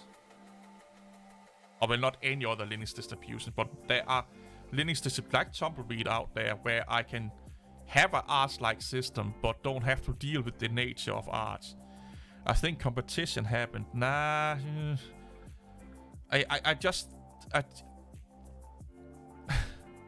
I think people are starting to become tired of Arch. Oh, that reminds me, that Brody Robertson video you guys posted in Discord, I did a reaction video to it, and he ended up being toxic as a motherfucker. Where I ranted for over an hour on that video.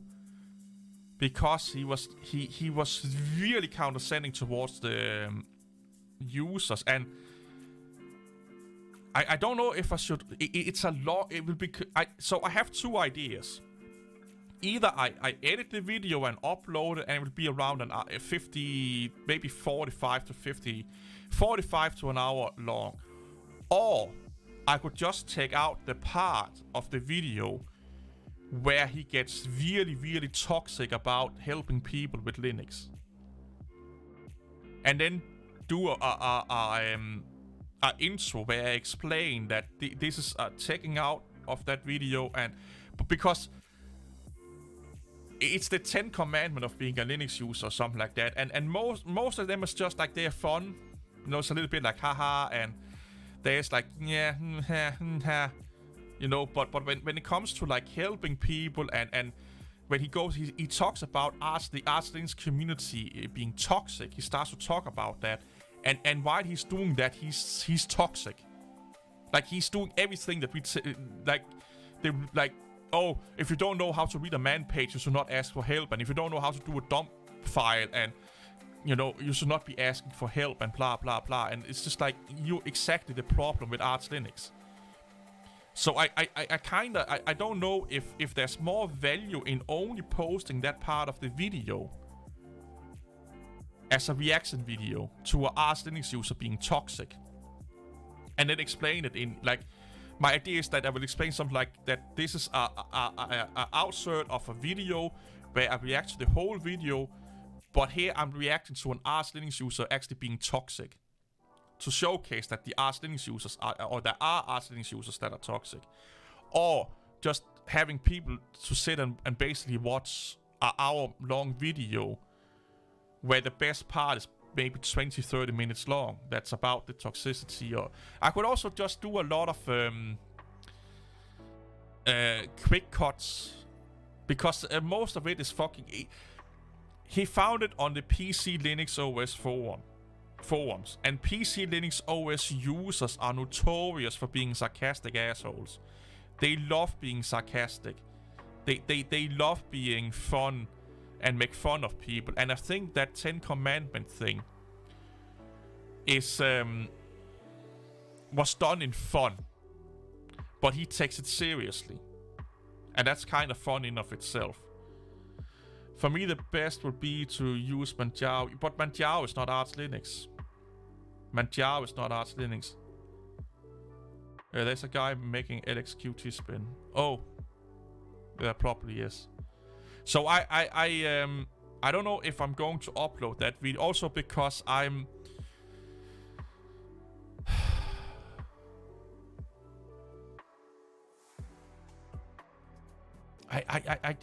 I just know he will take it. He will take it the wrong way.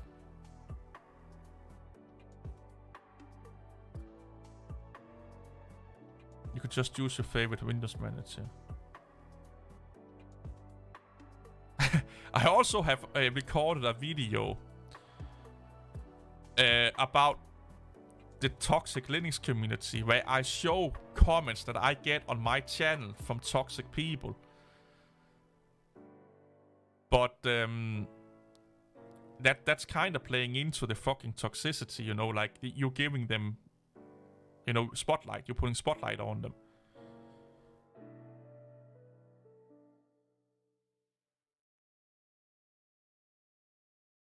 But yeah, I don't know.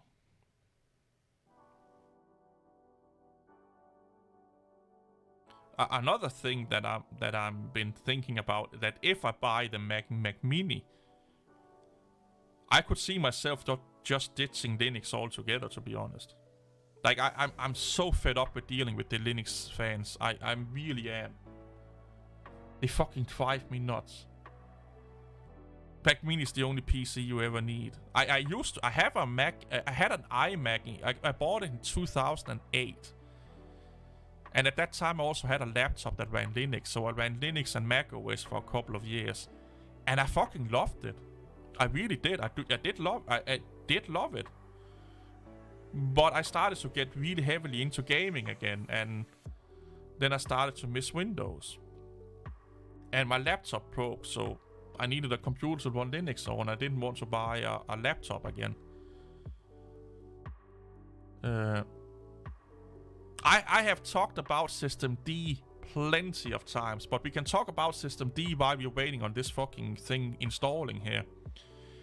I don't see why people have a problem with systemd, because so here's the thing. People don't like the way systemd is coded. That is not following the Unix philosophy, and that if one thing goes down, everything goes down in flames and stuff like that. Well, systemd is basically built, maintained, and coded the exact same way the Linux kernel is. The coding and building philosophy of systemd is exactly how the Linux kernel is made. So if you have design problems with systemd from a developer standpoint, you have design problems with the Linux kernel from a developer standpoint. The main developer is being an idiot. Hey, most coders are idiots. Like, most people that get recognition, it goes to their head, they become idiots, okay? That's just human nature. They can't all fucking be dancing on rainbows and flying unicorns around and giving you lollipops. There will be egomaniacs out there, especially in coding and stuff like that. And I like systemd because systemd has become the unofficial standard of Linux, and we need standardization within Linux. It will make everyone's life better with Linux. We need to build a standard around Linux. All of this oh, I do this, you do that. All this fragmentation is not doing anything for us other than giving us a really great R&D system. Like, Linux is a great system to test new technologies, new ideas and stuff like that, but it's not a great system to have consistency with. And people want consistency. Desktop operating systems need to have consistency. Server operating systems need to have consistency. Why do you think it takes so long for them to implement new technologies into server and the corporate world? Because they need consistency. They can't just change display manager every 5 years or package manager format every 5 years or this and that. They need consistency. And one thing Linux is not good at is consistency. Like, the most consistent thing within Linux is XFCE. Like, if you install XFCE in 95 and you install it today, you'll be like, they got a new theme. I like it. That's kind of it. They got a new theme. I kind of like it. It looks a little bit more modern, and they got a new theme. That's the only consistency we have within Linux is XFCE. Everything else changed. Like, someone wakes up at night, make a fart, and oh, I got an idea. Let's do that under Linux. We need consistency. And how do you get consistency? By building standards. Linux need to build and follow a standard. I don't care what the fucking it is, but they need to do it. And until they do that, we will never become where we want to become, where we want to be. From my experience, the issue with systemd is it's popular. Yeah. Because if everyone... Again, why I hate Linux fanboys. They care more about feeling special and using something everyone else is not using than actually using something that's good. Like, I've said this a lot. They are the same as this friend that can't shut the fuck up about an IPA beer. They only want to drink that IPA beer. And then Budweiser comes in and buy that brewery up. They're not changing the recipe. They're not doing anything to the IPA. They are just owned by Budweiser. Yeah, now we can't drink that beer again because now it's become too mainstream. More and more people are drinking it because Budweiser is marketing it and stuff like that. So now the IPA is not good enough anymore. It's not the same, even though it's exactly the same. But it starts to taste different, it starts to be different, it feels different. So they find another obscure IPA nobody's heard about. That's a typical Linux user. And then they won't shut the fuck up about the new IPA beer that they're drinking. If Linux become as popular or close to as popular as macOS, you will see a shit ton of people moving over to FreeBSD or Haiku. Because now Linux is not special anymore. It's not making them feel special like their mom told them they are, you know. It's not giving that fuzzy little special feeling in their penis. And that's a really bad way of running an open. It's a really bad mentality to do anything in life if you do it because you want to feel special. Like, get out of your fucking ego, man. You're not special. Man, you're falling in love with mac and cheese and one. I have all, like, had I been a rich man with a lot of fucking money, I would probably have been running Mac hardware all the time. I would be installing Windows of some of it, and I would have been installing Linux of some of it. But I love Mac hardware. It's just expensive. But I do like Mac hardware. I like that the think about the detail, they think about the design, they think about that it's actually something that you have standing in your fucking room. So why not make it look pretty?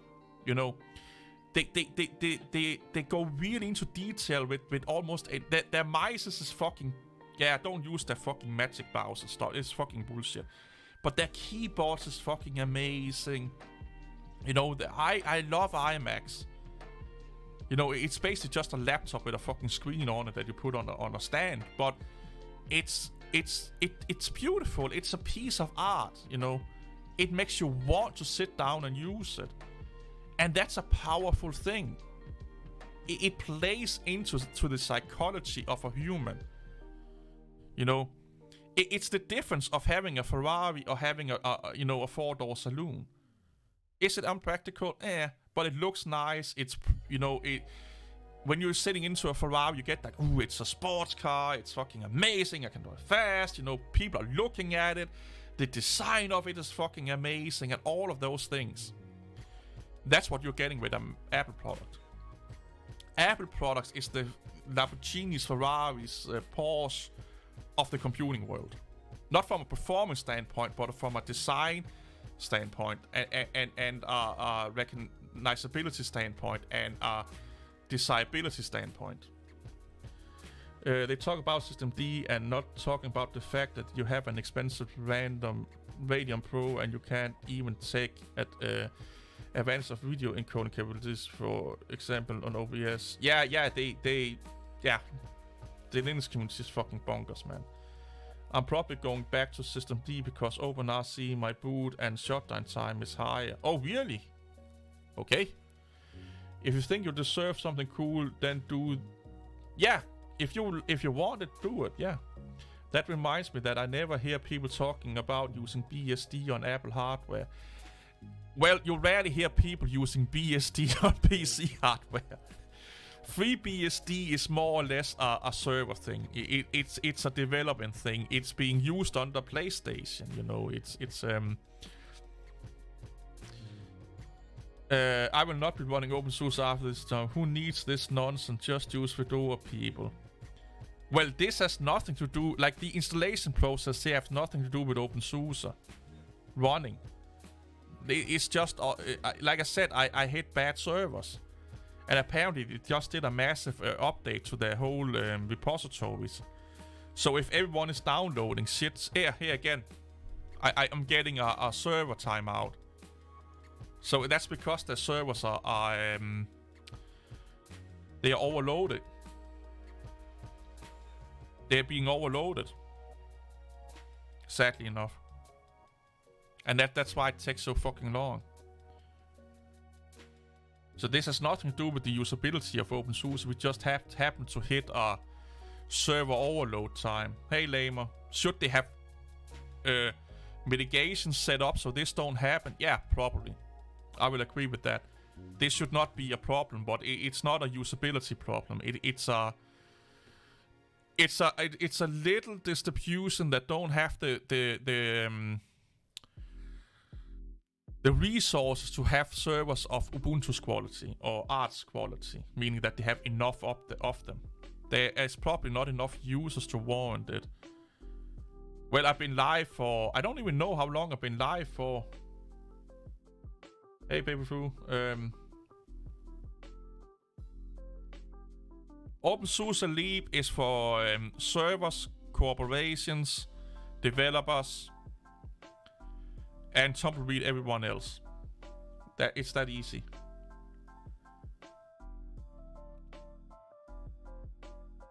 It kinda irritates me. I can't see how long I've been streaming for.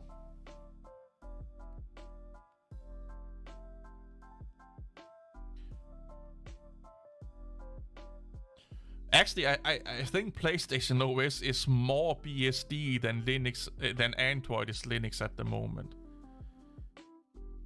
Because they are using a shit ton of standard BSD userland tools and stuff like that Android is not.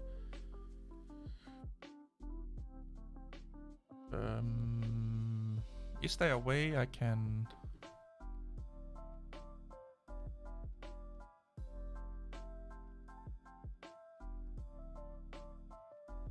Why can't I see how long I've been streaming for?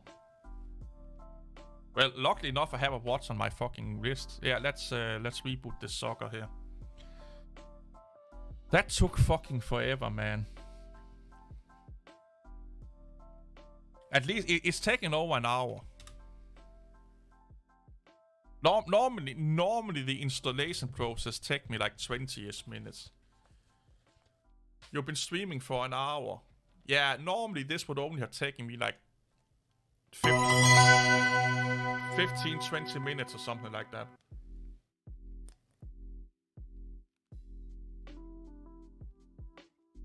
I've been really crazy about Gentoo recently. And it's something you normally can't get in Denmark, but I found some shops that have it. And I kinda like it. Like it's really, really good. I also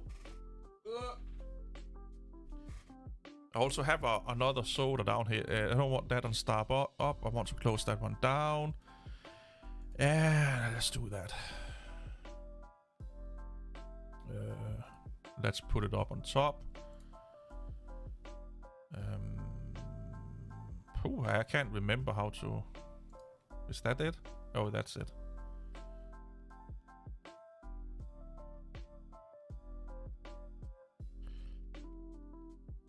$35.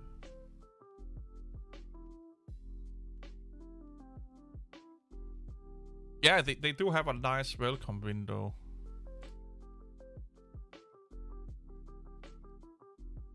Let's see what themes that it has installed.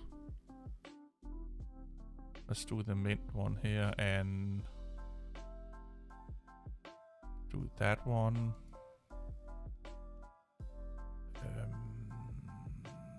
That one maybe.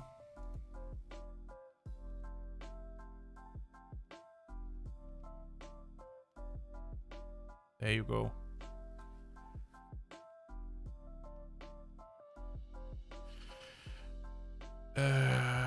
What if we all became penguins?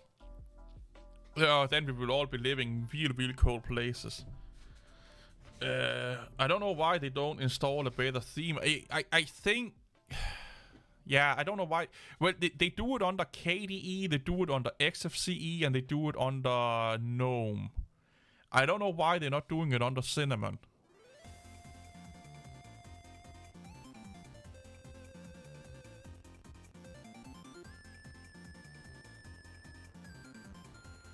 Yeah, I don't know why they're not doing it under Cinnamon. Let's see what we all got installed here. We have Firefox.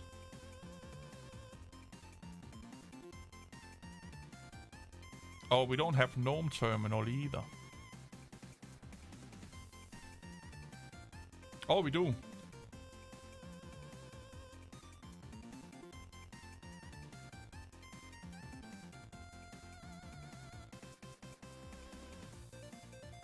No, it's not an...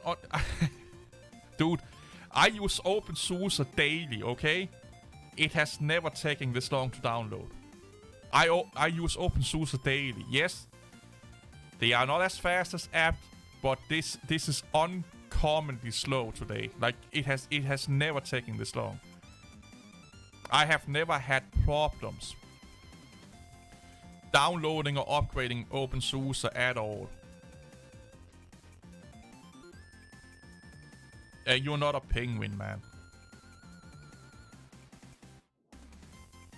And there are ways where you can go in and you can hard lock the repositories to a server closest to you, but you have to go in and configure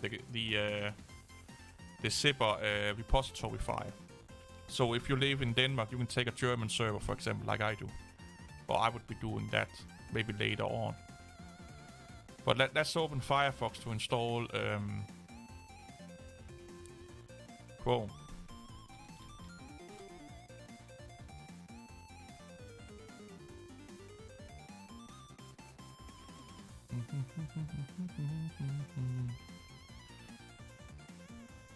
We want the Fedora one. I've switched over to Manjaro Plasma for once. In my experience, it's been stable. I do like Manjaro KDE quite a lot.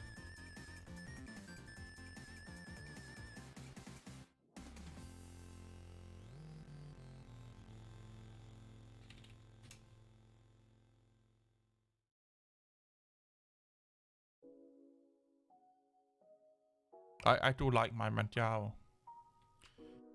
I need to buy some merch for them, from them. Oh yeah, so I recorded. I was running openSUSE Leap for a time period. Amazing experience. My only confusion was easy install on new Leap versions. How long someone wait for compatibility?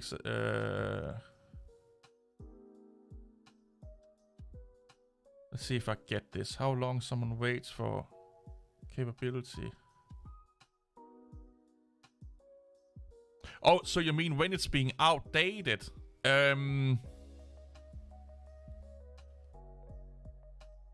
I think it's like, is it a year?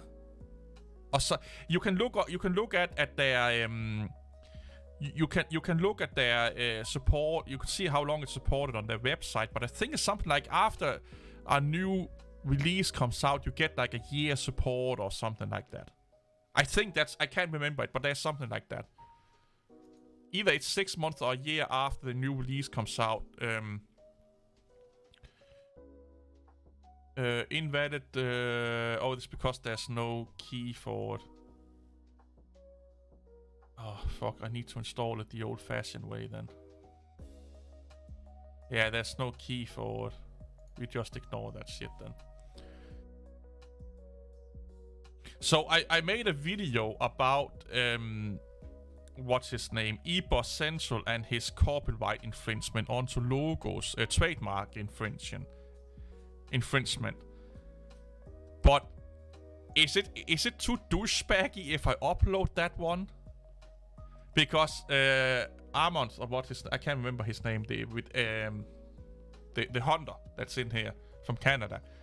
We looked over the trademark of the logos that he's using, and it's illegal what he's doing on his store.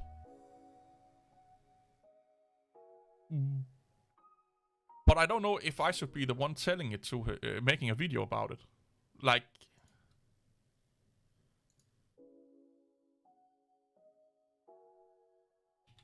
I don't know how to go, because here's the thing.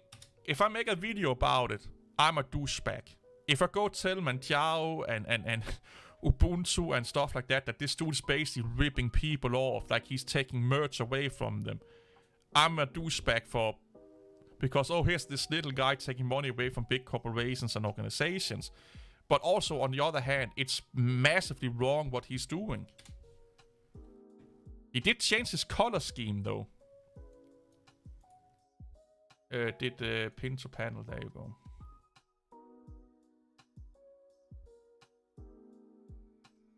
I like me some Chrome. Get started. Next, let's do this one. No thanks. There you go.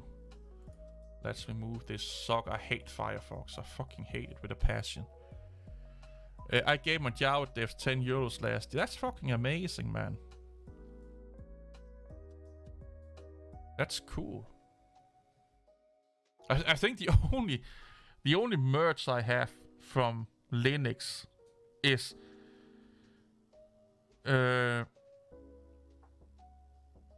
from SUSE, like from the early 2000s and stuff like that. I haven't really bought any merchandise from any Linux developers because I don't want to go. Here's the thing. I'm going to sound fucking bad about this, but it's not cool to be a Linux nerd. Like, if you run around with a fucking penguin on your shirt and it says, hey, I use Linux or Arch or Manjaro or Ubuntu and stuff like that, almost nobody will fucking understand it. So the only thing that you're doing is you're flexing yourself. And I'm like, I'd rather just, like you must did, just give them some fucking money without getting a t-shirt and stuff like that. But I'd rather buy a t-shirt for, like, with a fun thing on it, you know, say something funny, then, yeah. I don't install codecs on my VMs because I don't use them for media playback, so that's not important for me. I know Firefox can be a pain, but does it deserve the hate? Yeah, because they try to censor the internet during the pandemic. They are taking a shit ton of telemetry and data from you. They are almost as bad as Microsoft, but hey, it's an open source project, so that's okay. But yeah, they are almost as bad, if not worse, than Microsoft. When I first watched this video and saw a video of him visiting his store, I liked the design and thought about buying one. I looked all over his store to see if he gave some money to the distro. He don't. I look the same. Yeah, but that's not fun. That's an inside joke that's only fun to Linux nerds. That's not something where you can go to a pub and you can sit there and then, you know, stir up a conversation about it. Wait. Lamer. You asked him about it and he avoided the question.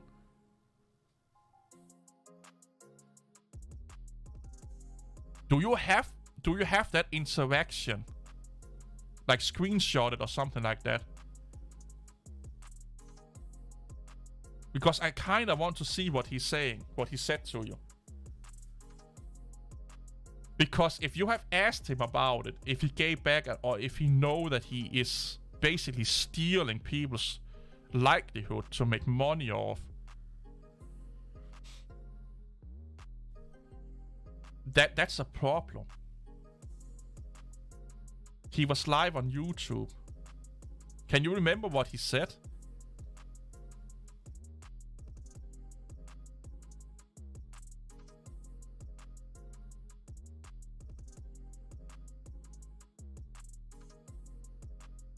So for you guys and girls that don't know what I'm talking about, or what we are talking about, let me show.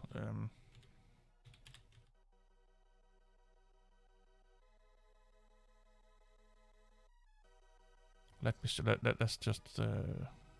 He boss, shut the fuck up, push back.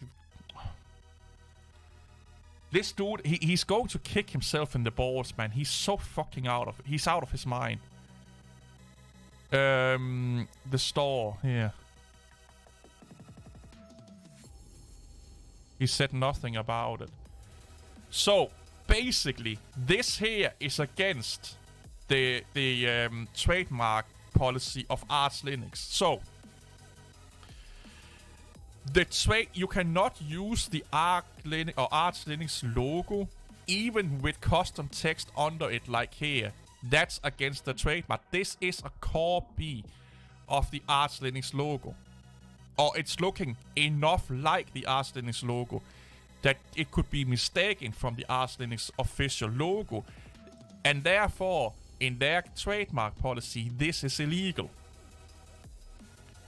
Like, they could sue him for this.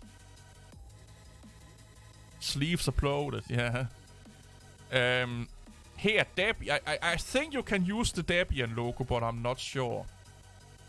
This logo here is also really, I think it's from Linux Magazine and stuff like that. Kali Linux. This logo here, same thing. You cannot use a carbon copy or a clone that looks almost identical to the Kali Linux logo, even with custom text under it. Because it's trademarked to digital research, what the fuck it's called. If he did that with Disney, he would be dead. Oh, well, he has a Disney character. So yeah. Look, just wait and see. So the Kali Linux one is infringed. Here, Yoda.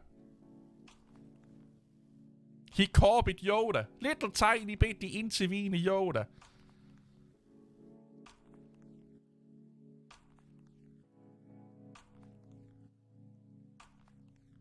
Yeah, Lama, the same thing happened with Arch Linux GUI. They didn't like he used their name. They didn't like that his logo was almost, he used the official logo for his distribution.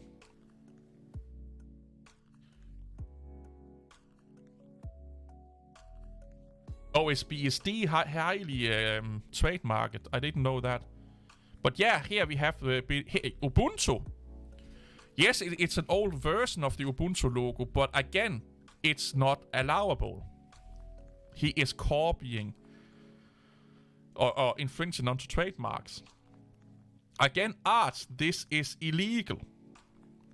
The Manjaro, okay, Manjaro have a new logo right now, but the old logo still goes under the same trademark. You cannot use their likelihood.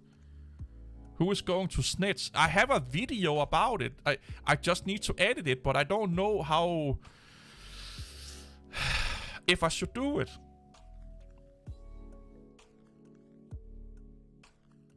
Arch Linux TUI lamer. ALG.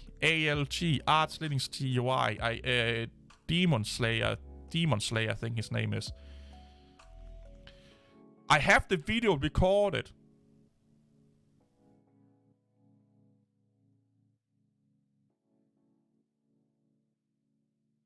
But so if you use the BSD don't have a problem if you use their logo in thumbnails.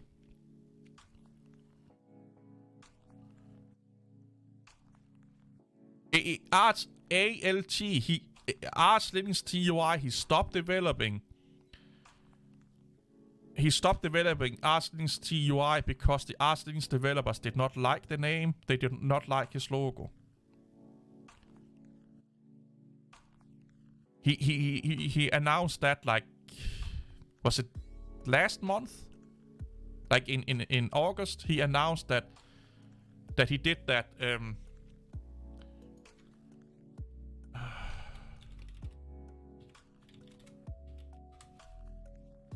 Yeah.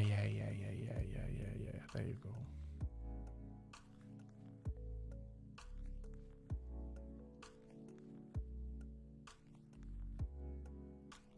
Oh.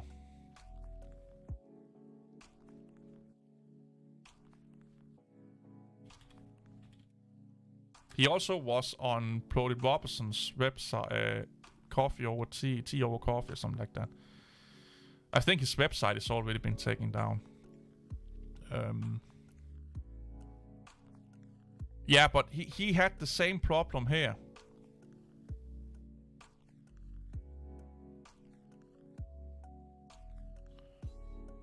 ALG. Yeah, I don't like that they're doing the APL when it's coming.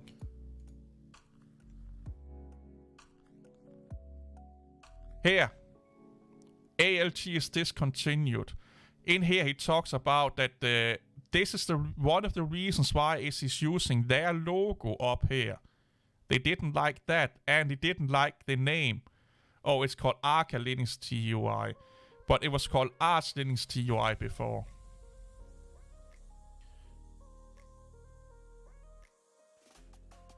Okay, so it's rebooting it with a different name, it looked like. Ah.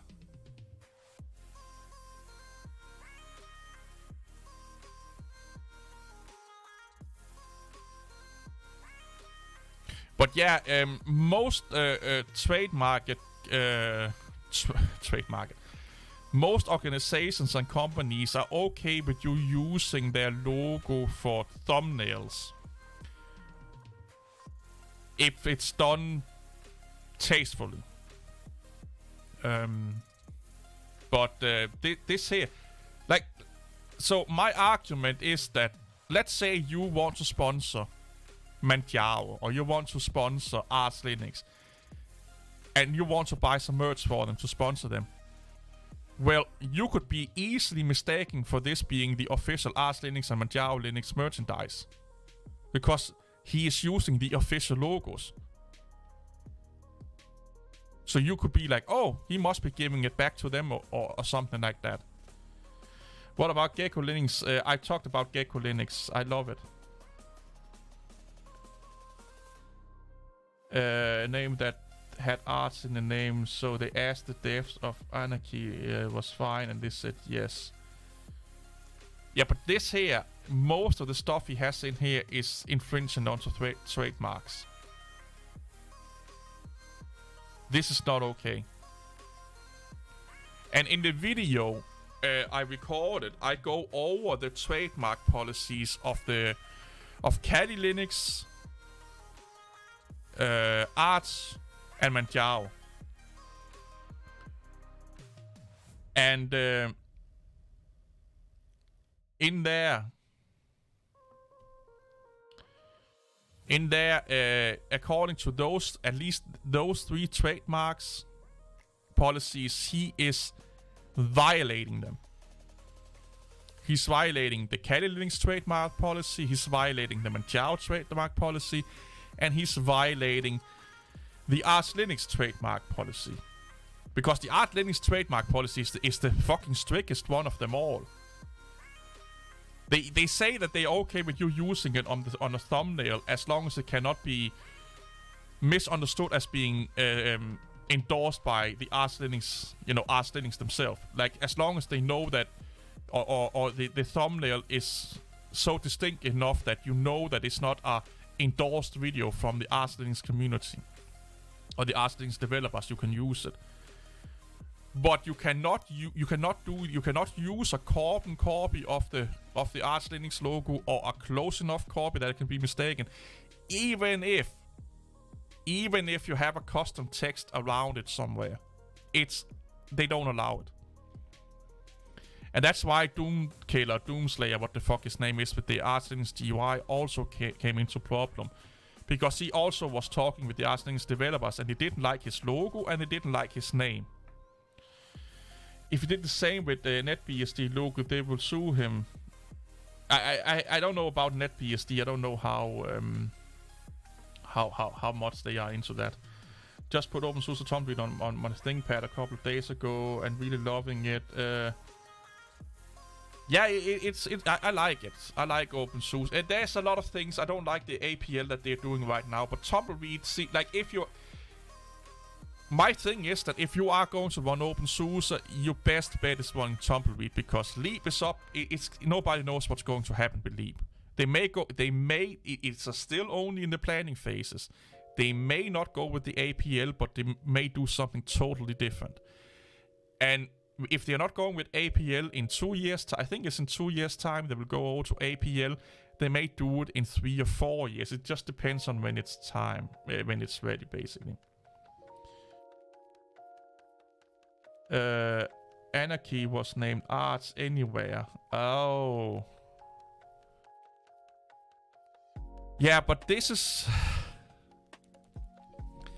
I could rant. Like, okay, so here's what I said in Esnick's Discord, if I can remember it. Because he posted a video about eBoss Central talking about Microsoft.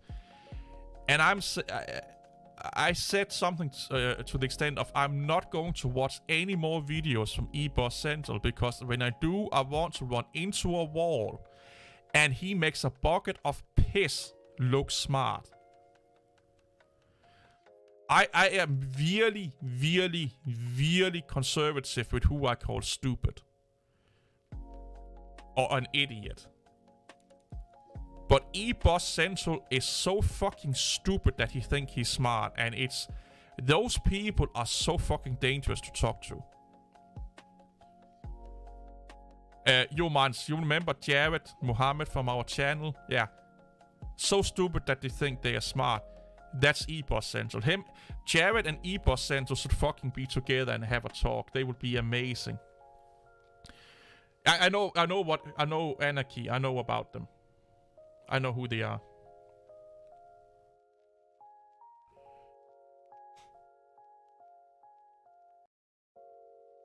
Looks like Alpha Industries wearing band. I don't know what you mean.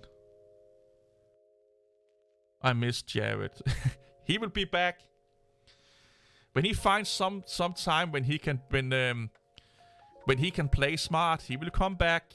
And he will try to play the superior, smart fucking idiot that he is. Like, I loved his quote. I don't regard myself as high, but everyone else I regard lower than me. Like, when a person is basically saying, I'm stupid, but everyone else is more stupid than me.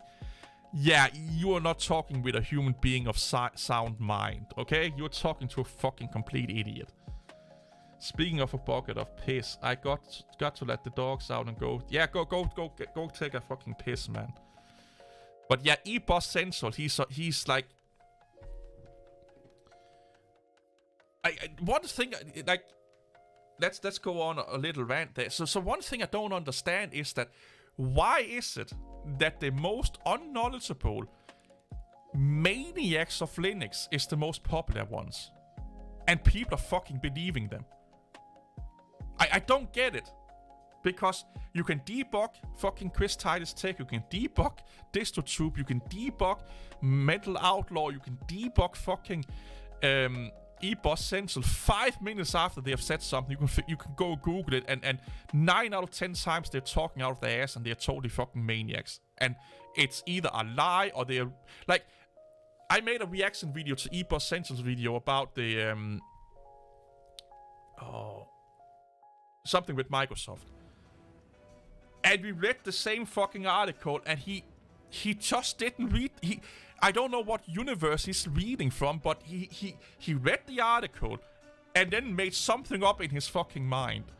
And here's the thing: there were people in my comment section fucking believing him because they want it to be true, because then they can bash Microsoft. I'm like, but it says here, this is not the fucking case. Well, and then all the fucking mental gymnastics comes into play. I'm just like, how the fuck? Like, is it like stupid people are like flocking to each other like fucking wasps or something like that? I just don't fucking get it, man. Like, I really don't fucking get it. Like, this fucking dude here, man, I'm like, what the fuck is wrong with society? They are that's mindly. That's being nice. like any person that have used Linux for more than fucking a year can debug 90% of the fucking shit that those people are saying. I really don't get it. It's like people are craving fucking mindless shit. Also, I need to how do I, is it up here? I can't even, oh yeah, here it is. Appearance dark theme. We say something like same, like to keep it. Oh yeah. We have kind of the same saying in Denmark, something like that stupid people flocks together to keep each other company to some extent. You know, that's like paraphrasing a lot, but it's kind of what the meaning of it is, that birds of a feather sticks together to keep each other company. It's another way of looking at it or explaining it. But it makes like it makes me a little bit scared of the future, to be honest. Who was it? Was it Lamer that said to me that DistroTube's purpose, he this is shocking how delusional he is. I think, like, if Lamer comes back, remind me to ask him if it's him that said it to me. But someone told me that DistroTube has said that he was put on this earth to be a promoter of free and open source software and the Free Software Foundation. That's his that he was creative. He was created to be a vessel for a cult or be a preacher for a fucking software philosophy. And I was fucking laughing my ass off so much. It was like, I could understand if it was, oh, I was put on this earth to promote positivity, or promote this diet, or this healthy lifestyle, or this way of thinking, or this beneficial way of looking at life. No, I'm put on this earth to tell you about a philosophy of developing software.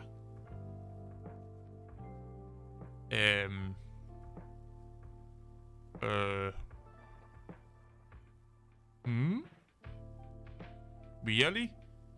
Who the fuck cares? If you're not a developer, who the fuck cares? I was just like, yeah, it sounds like something. I don't know. I think he's a lonely motherfucker. I think he's a lonely motherfucker or an antisocial motherfucker. One of those.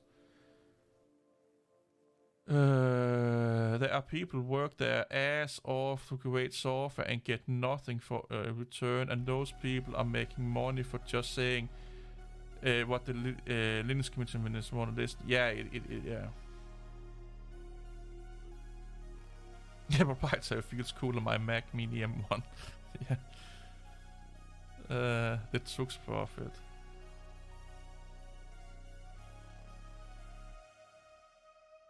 There, I don't know what you're referring to.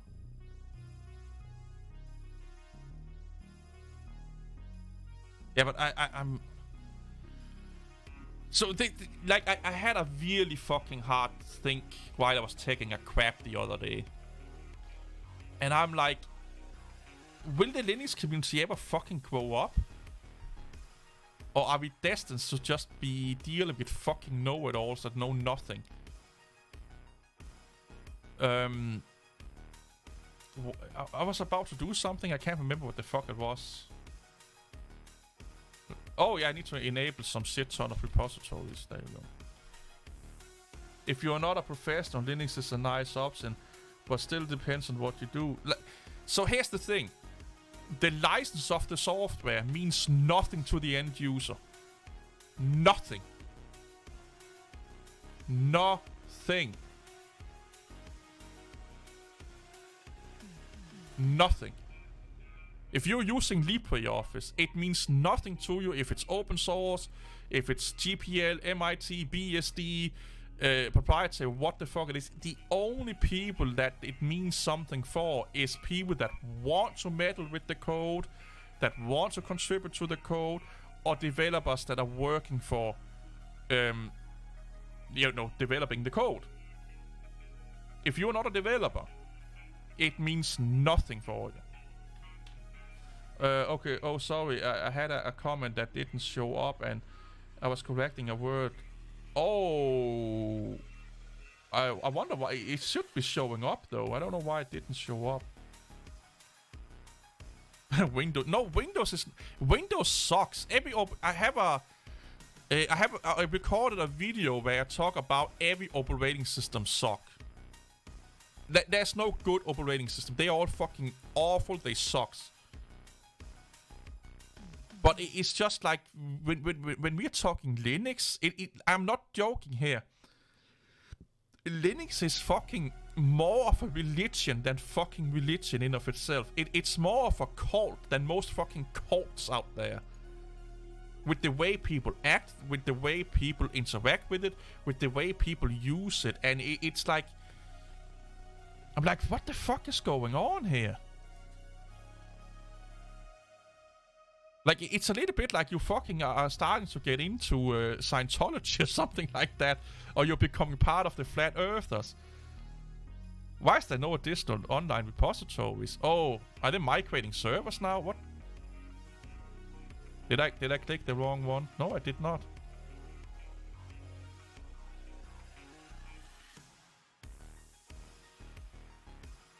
What?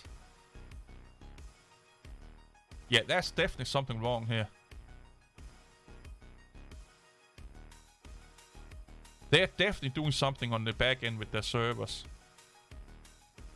Yeah, Linux 10 below OS 2.0. Yeah, fuck yeah. How dare you say that Windows is bad? I will cancel you. You go ahead, man. Well, Windows 11. It was not Windows crashing on me, but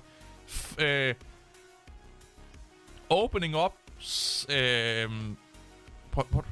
Spotify while I was messing around with my recording software or my Streamlabs froze my desktop. So I had to reboot because of Spotify. So yeah, I like Linux, but I don't pretend that it's perfect. I'm currently using Ubuntu Mate. And I personally like Linux more than Windows. I do like Linux more than Windows myself also. But objectively speaking, Windows is bigger than... Yeah, of course it is. Yeah, that's undeniable. I remember my cousin being the DJ for his sister's wedding and using Windows and crashed all the time. And microcompositor sucks. Oh my god, yeah, I can only imagine. Yeah, there's something going on with the repositories at the moment.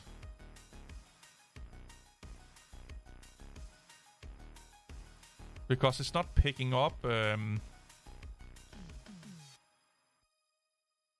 Okay, so now it's enabling the TNUPKG key. Okay, let's do that.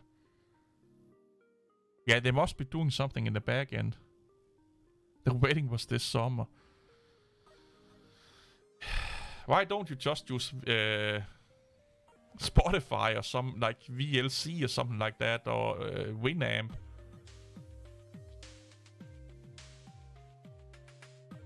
Why is it not picking up the community repositories? So I had this problem one time before.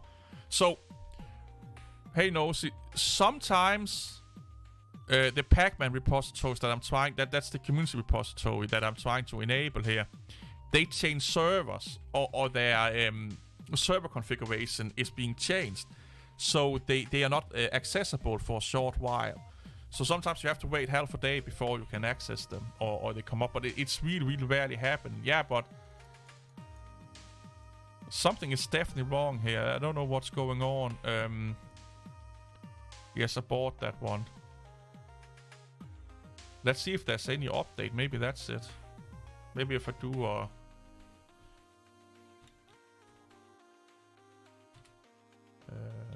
stop. Oop, it helps if I actually can spell this. Yeah. Nope, nothing to do. Live after a long time. Yeah, I've been massively busy, man. Windows has a fair share of problems. Yeah, they all operating systems have problems, man. They all do. Welcome back. Hey, Lamer, was it you that said to me that DistroTube's purpose on Earth was to promote the Free Software Foundation or something to that nature?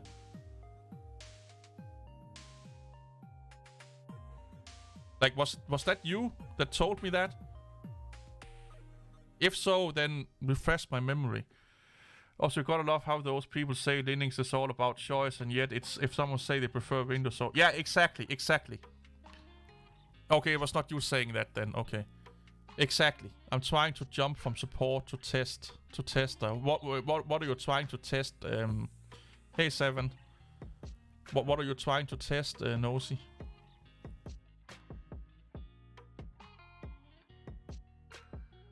I don't remember saying. Yeah, I can't remember who I heard that from. It kind of bugs me. I can't get the community repos enabled.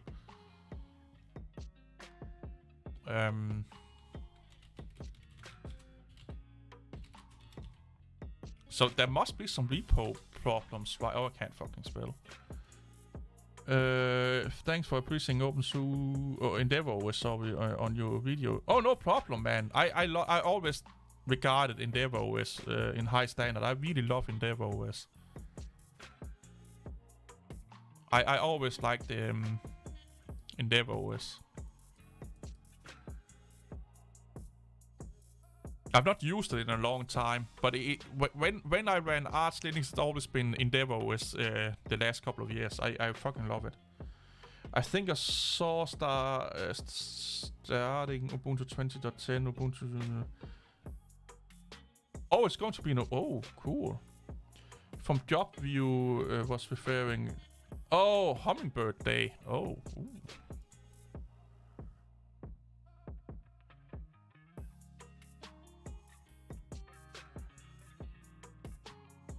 Let's see if this helps then.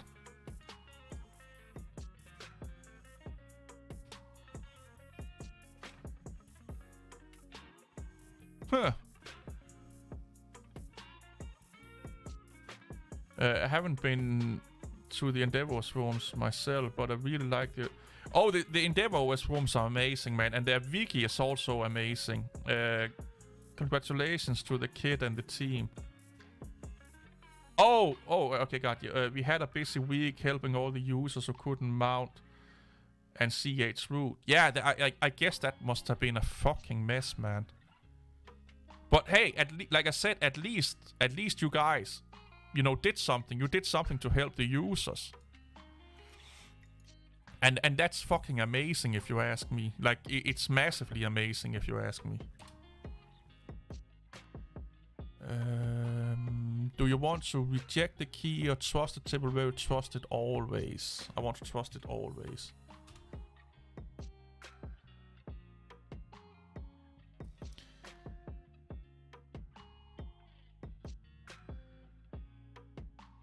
Yeah, exactly.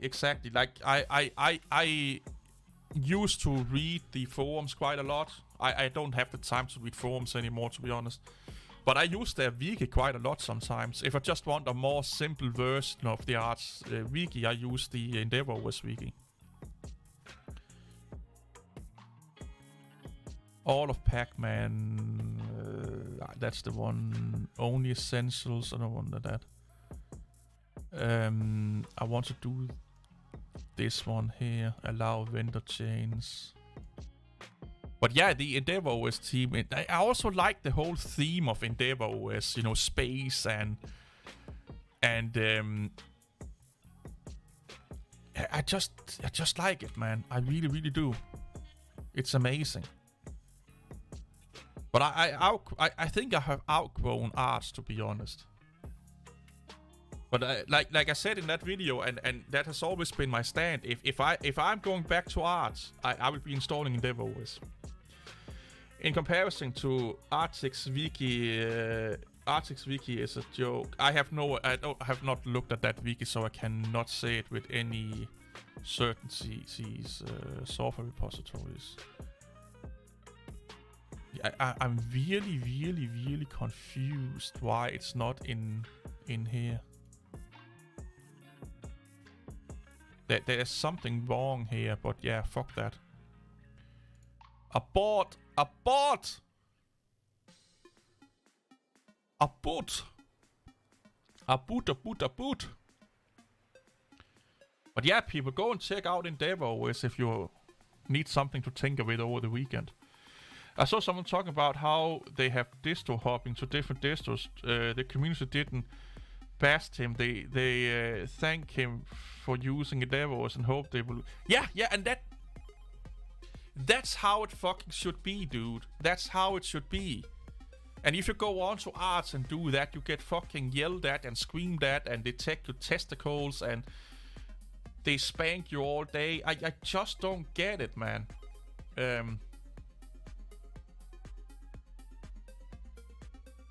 Exactly, no need to, yeah. Oh yeah, the Reddit, yeah, sorry. I forgot about the Reddit page. I used to read that, I still read that from time to time, to be honest.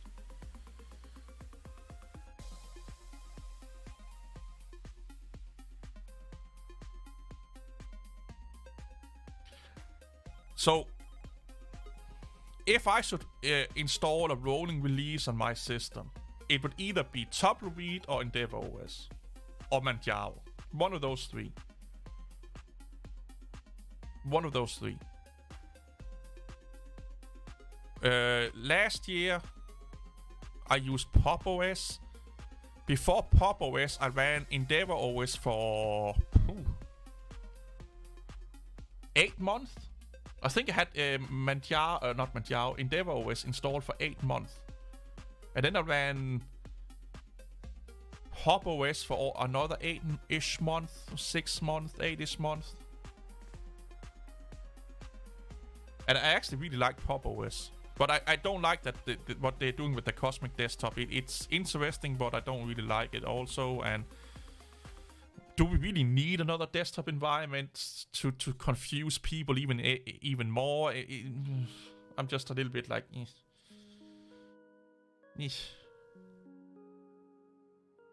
But yeah, Lamer, just have 2 petitions. One with whatever Manjaro, I think it is, that you have right now, and then put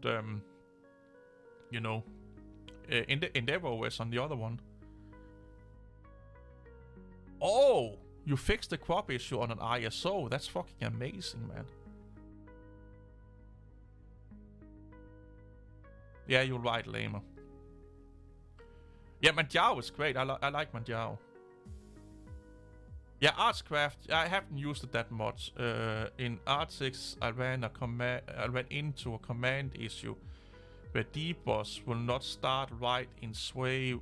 Oh, I think you talked about that in my Discord, yeah. Pop OS feel a little outdated. They're trying to bastardize Noma, and I don't really like that. Issue still not fixed upstream on crop. Only temporary. Okay, but hey, a temporary fix is still better than no fix at all. You know, a little bit of a band-aid fix is okay until it gets fixed upstream, but it gets me want to. I'm going to install EndeavourOS tomorrow. I think I need to wash some clothes tomorrow, and while that is washing, I think I will install EndeavourOS in a VM and look around in it again. Maybe do some more videos on it. But yeah, I really liked running EndeavourOS. I can't remember what system. I think I ran Manjaro before I ran EndeavourOS, and then I fiddled around with EasyArch a little bit, and then I settled on EndeavourOS. Yeah, I talked in Discord about it. It was the issue. Yeah. I think you did, Humans. Yeah. Personally, I'm more of an Ubuntu kind of person, but I do like Arch, and if I have to choose a distro from what I have used in the past, it would be choose between EndeavourOS. Well, Manjaro is not Arch, so yeah, okay, like you said there, you know it's not Arch, yeah. EndeavourOS has always been the way I look at EndeavourOS is that it's a more polished experience of Arch Linux. You know, it's a little bit more convenient. It's a little bit more polished, and I like that. I don't get the hate behind Manjaro. It's because Manjaro is getting too popular, man. It's getting too popular. I think that's it. When things become popular in the Linux community, they turn against it. Everyone fucking loved Ubuntu in the beginning. When it started to become the most popular distribution, not everyone, but a lot of people, it was regarded as a positive thing for the Linux community until it became popular. One video I made, I was talking about Endeavour, and the main dev, I think, commented on my video thanking me and sub to me. That's fucking amazing, man. That's cool. I wonder what the Soulless OS people are up to be honest. Like, it's been a long time since we heard anything about Soulless.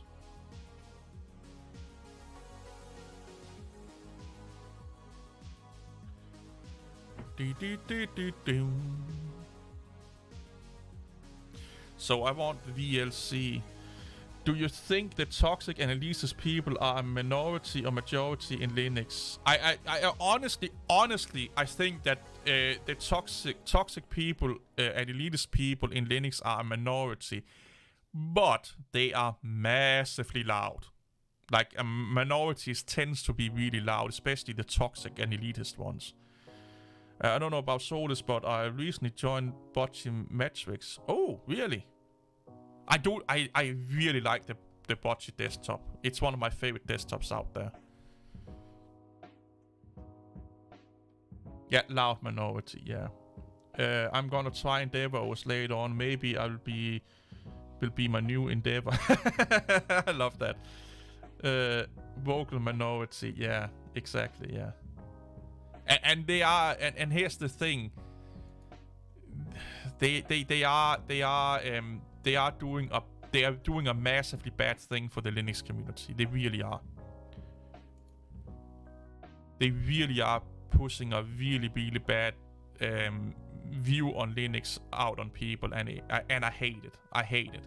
That's why I call it out every time I see it. Like, Humans, you saw the comment. Someone was commented on my video about people being toxic while being toxic. Like, his comment was toxic about not being that. Like, he was like, oh, Ars Linux people are not being toxic, but I'm fucking not going to handhold them if they can't send me a fucking dump file or are asking a fucking simple question that has always been talked about. I'm just like, dude, you do know that it's just alone your comment right now is toxic as fuck. So if that's how you talk to a new person that have no idea what this thing is, and you like fucking read the man pages, read the fucking manual, learn how to make a dump file, how the fuck are you expecting them to come back? And I posted it. I do it on my Twitter once in a while. So go follow me on Twitter. If I get like crazy fucking stupid comments, I post them on Twitter because I'm people, they always tell me, oh, Kent, you're fucking stupid. There's no toxic people in Linux. Before it was me and Dacia, my moderator, I always sent her, you know, those crazy funny comments and we will sit and laugh about them. But now I think I will just post them on Twitter. You know? So people can see that, hey, I'm not just making this shit up. Please go to Reddit. No, I don't want to go to Reddit. Reddit people, they hate it when you make content about Reddit. And I don't want to deal with Reddit people. Reddit people are fucking crazies, man. Like, there are good Reddit. The Solus subreddit is great. The not the Arch Linux, but the Fedora subreddit, the Ubuntu subreddit, the Pop-OS subreddit, the openSUSE subreddit. They are all great places to be in, to be honest. But yeah, Reddit is great. But Humans is like, he loves Reddit. Like, Reddit is his little big daddy. I can confirm I am a Reddit user and I'm crazy. Exactly. I will do my best to learn BSD than ever had to do anything with Linux community. I need to get more into BSD. I really like BSD. I think it's a great system. I love Ubuntu Mate for the customization. I don't really like Mate, the Mate desktop. I love pissing off people on. I love to make Linux fanboys rage. I really do. I won't deal with Reddit company. I delete the account and will never go back. I don't have I think I have a Reddit account. I can't remember the login to it. Downloading EndeavourOS right now, amazing. Lamer, amazing. But I do go to Reddit just to read what people are saying, get ideas for videos, to see what people are saying about a subject that I'm making a video about and stuff like that. Only the advantage that you will be safe from the Linux community madness is a reason alone. There's a lot about it. And there's a lot of articles and there's a lot of people not using Linux because of the community. And yeah, I get a lot to say about my experience with Linux community. Might do my own rants. Yeah, a lot of people have a really bad experience with the Linux community. And for some reason, we kind of put it under the rug. It's like, oh, they are passionate. I used to do this a lot.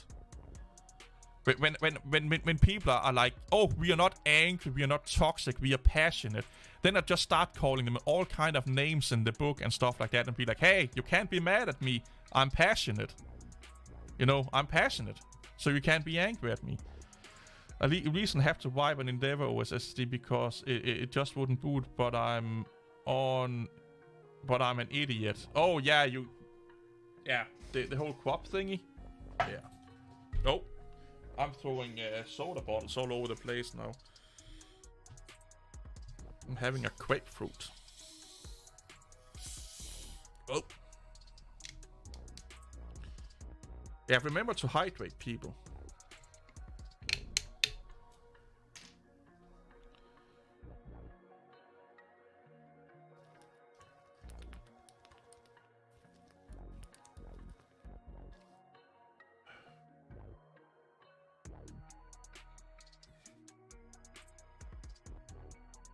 Oh, that's actually really nice.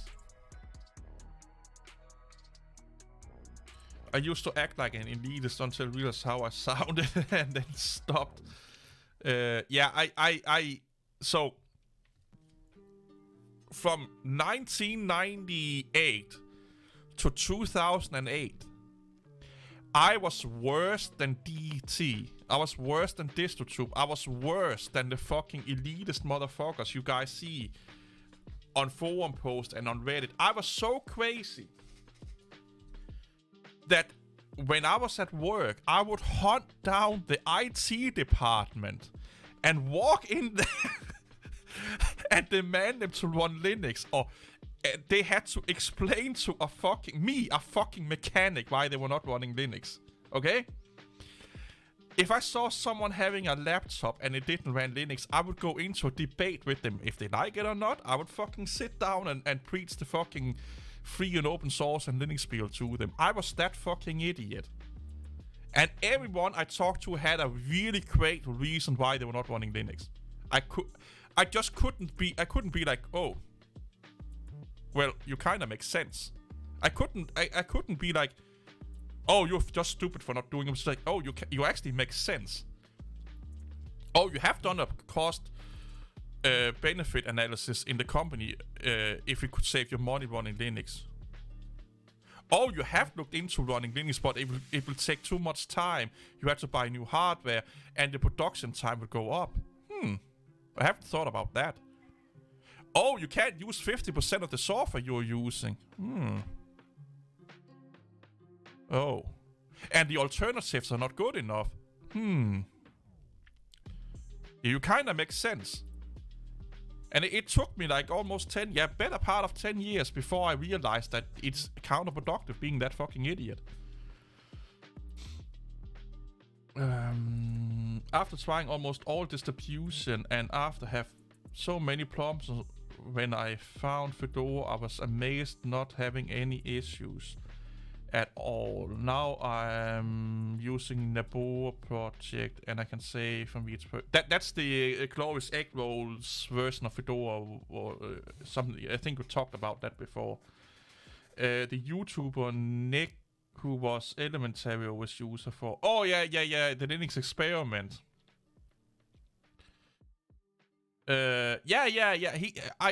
So here's the thing. I made some reaction videos on the Linux experiment. But I have been supporting the Linux experiment on Patreon for fucking over a year, I think now, and I don't think I'm subscribed to him, but I used to follow him quite a lot. I do like Nick. The thing with Nick is that Nick is not a technical guy. He's just a user. And he sometimes embark into things that is technical, and he gets his ass clapped a little bit. You know, he starts to go into territories where he should be. That's not you, man. You should not be. No, just stick with talking about user experience and stuff like that. And then he kind of sounds a little bit like a fool. But we all do that once in a while. I have no problem with Nick. I like him. He can take a joke. You know, I have no problem with him at all. Like I said, I think I'm the lowest tier Patreon or something like that. But I've been giving him money for over a year, or it must be over a year now. And I have no, even though I criticize him and I don't agree with him, I see he's one of the few Linux content creators I want to support. I don't have a lot of money, but I can at least, like, I think it's $1 or $2 a month. Well, at least I can give that to him. And I want him to make videos, and I want him to keep making videos, even though I don't agree with a lot of the things he say. And he is a little bit of a fanboy, but he's not toxic. He's not obnoxious. He do say some crazy shit once in a while, and hey, if people say crazy shit, I will make fun of them. That's just who I am. It's entertaining to me and for people that want to watch that shit. But yeah, I like what he's doing. He's just too much of a fanboy once in a while. I don't do well with fanboys, but other than that, I like him, man. Yeah, he has some great Linux news videos. He does. I was that bad as well, being a huge Linux fan. When I was a student worker at IT, I tried to convince my boss to use Linux, but he was also a huge Windows fan. Oh, well, I like his content a lot when I was a newbie, but now I like smaller content creators like you. Oh, thank you so much. Yeah, I'm kind of in the same boat, because a lot of the big content creators we have within Linux, they don't really talk Linux, if that makes sense. Like, it becomes more about the politics, it becomes more about the fanboyism within Linux, and I don't like that, because then we are fostering the bad things within Linux. You know, we are highlighting on the arguments, we are highlighting the cult tribal-like aspects of Linux. Yeah, but yeah, I don't like that so much. But he's one of the good ones.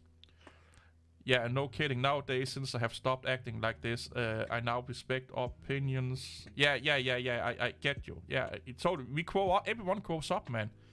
Nick is the only Linux channel I can say we have a professional Linux. Yeah, no. So Nick is not a Linux channel. He's a Linux commentator. Nick he makes commentary to what's happening within Linux. He don't really sit down with you and teach you like DJ Ware does. DJ Ware sits you down and tells you how things works. Nick is not going to make a Python tutorial or Bash tutorial and stuff like that. He's just going to commentate on what's in the news and what interests him. New desktop environments, trying out new distributions. It's I kind of do a little bit of both. I'm a Linux commentator, and also I want to do more of that. I haven't done it lately, but I want to get back to do more educational videos, but they just don't do that well. Educational videos don't do that well for some fucking reason. All my commentary videos do, but he's like almost only a commentary video channel, and I like that. His channel reminds me a lot of MKBHD. Yeah, I like that dude. They really make any useful videos about Linux. I can't wait for DistroTube to grow up. He will never grow up. He's already an adult, man. Also, I love how people are so mad about snaps. Yeah, I just don't use them. Hey, Levetrus, how are you, man? Been a long time. And don't play me for everything Microsoft and Windows do, by the way. What evil are you creating or participating in? All of the evils, man. All of the evils. Sometimes I feel like I have explored more things in the 10 months I've been using Linux than these people. Weekly distro review videos get boring pretty. Yeah, they do. They really do. Especially when it's it's a war. Yeah, you're right. You're really right, but people love distribution reviews for some fucking reasons. Well, they make a career out of Linux, and eventually you'll run out of things to say, so you start into the more sensational stuff. I think it's because I think it has more to do with how they look at Linux. They don't look at Linux as a tool. They look at Linux as a philosophy, way of life, an identity. And when you do that, you start to talk a lot more about the idea behind Linux. They like the idea behind Linux more than the technology of Linux, if that makes sense. Just do some arts videos and I'll give you it. Honestly, no. My reaction videos is doing really fucking well. And even the videos where I criticize Arch Linux is doing really well. Like every time I criticize or I highlight problems within the Linux community, they tend to do really well. DistroTube ain't gonna come to reality. He's his own closed off world. Yeah, he really is. Linux is awesome. I just upgraded my hardware. Plugged in the hard drive. Anything just works. Yeah, Linux is like Linux can be really great. Just clickbait arts on the system and don't mention about art. Oh, good day. I don't like DT. The dude is more kind of an oh, he definitely is an extremist. I finally had 3-day week. Oh man, enjoy your weekend, man. 3-day weekends are the best. Has to change job to get it. Well, I hope you're enjoying your new job then. I used to love distro videos in the beginning, but not so much has changed with distros. Expect the name, theme, really. Yeah, you're so right. You're so right. Distro, you scratch the distro hopping. It's exactly. Oh no, I won't stop reaction videos. I just don't really. DistroTube, Mental Outlaw. Well, let me try again. DistroTube and Chris Tech, I don't want to deal with them anymore.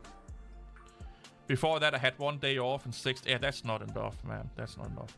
Yeah, so I'm not going to do any DistroTube or any Chris Tech video because the DistroTube's fans and Chris Tech's fans are fucking the worst, man. They are the worst. I don't want to deal with them. They are really the worst. I have the next video I think will come up. It's just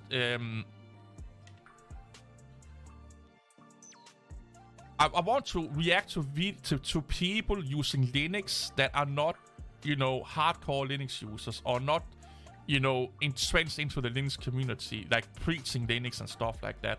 So I have a couple of videos in the pipeline, so, you know, of developers using Linux and why they're using Linux and stuff like that.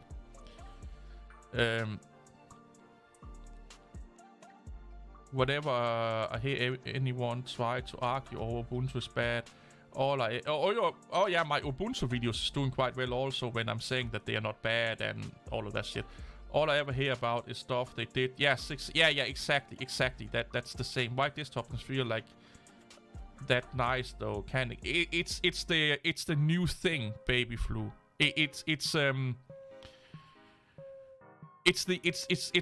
new, it's interesting, it's like when you get a package, you know, you're opening up, you know what's in the fucking package, you bought it yourself, but when you go to the post office and picking up the parcel, you go home, you unpack it, you know, it's kind of the same thing. You know, it gives you something new, you have to set it up, you have to customize it, you know, it gets some things flowing in your brain. I don't do distro hop, I DE hop. Yeah. I scream, you scream, you all scream for terminal. Yeah. CT I watch for Linux Windows content. I don't even do that anymore. You're the one that got me motivated to do Linux rants to see the... you were the one that got me motivated to do Linux rants to see the BS, the community. There's a lot of bullshit in the Linux community. Back in black. Hey, welcome Bogdan, back. Yeah, I watched Chris Tech for Windows stuff too. I'm buying Ginger right now. Oh, I just drank my last fucking part of it. I love Ginger, man. The only one I agree almost anything with you. Thank you. I'm sick of distro and install videos. The same here. I want to see people doing cool things with Linux. Yeah, but those videos don't do that well either. So, educating about Linux, teaching people about Linux and doing cool shit with Linux, they don't do that well. But if you rant about Linux, if you make emotional charts videos about Linux, they do really well. CT is a Windows YouTuber. Yep, he is. Chris Tech is a Windows YouTuber. Oh, Mental Outlaw is fucking crazy, man. Like, Mental Outlaw, yeah, he's crazy. The same with Luke Smith. Luke Smith is like... I don't know what fucking earth he's living on, but it's not the same as everyone else, apparently. Before I install EndeavourOS, I need to think of it if I want to stick with Plasma or different DE. I installed Plasma and i3 alongside. Config. So I tried... a couple of years ago, I actually tried to become a Linux gaming streamer. And there's just not a market for it. Oh yeah, eBoss is like... No, Mental Outlaw, Luke Smith and eBoss, those three are they are equally mental. Like, they are equally mental. Like, massively fucking equally mental, man. No, the Steam Deck is not going to do anything for Linux gaming. I'm sorry to burst that bubble. It's not. It's not going to do anything from Linux. I've heard of one person to this day that have told me that they moved to Linux because of the Steam Deck. One person. Like, I remember, and Nick was one of them. The Linux experiment was one of them. The Steam Deck is going to make people flock to Linux. It's going to make every game work under Linux. It's going to make Windows obsolete for gamers and all of that fucking shit. And then it became, it's going to be most of the games. And then right before launch, it's going to be some of the games that are going to work. They move the goalpost all the time. I'm just like, fucking hell, man. Oh. I have not heard about that about Windows 11, and I don't think that's... I highly doubt that. I think I skipped past most of the distro hop thing. Started off just wanting to save an old laptop, picked up Ubuntu, something stuck with that. Yeah. I fell for the hype about Steam Deck. A lot of people fell for the hype. It's not even the beginning of a trend. We have had Linux gaming accessories for 10 years now.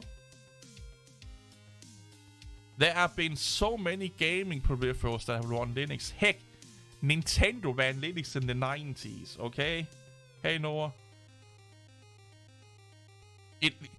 Linux on any... Here's the thing. The only way Linux is gaming consoles or devices running Linux is going to make people run Linux if they know that they are running Linux. You probably had a device in your hand that ran Linux and you don't know it. That's the problem.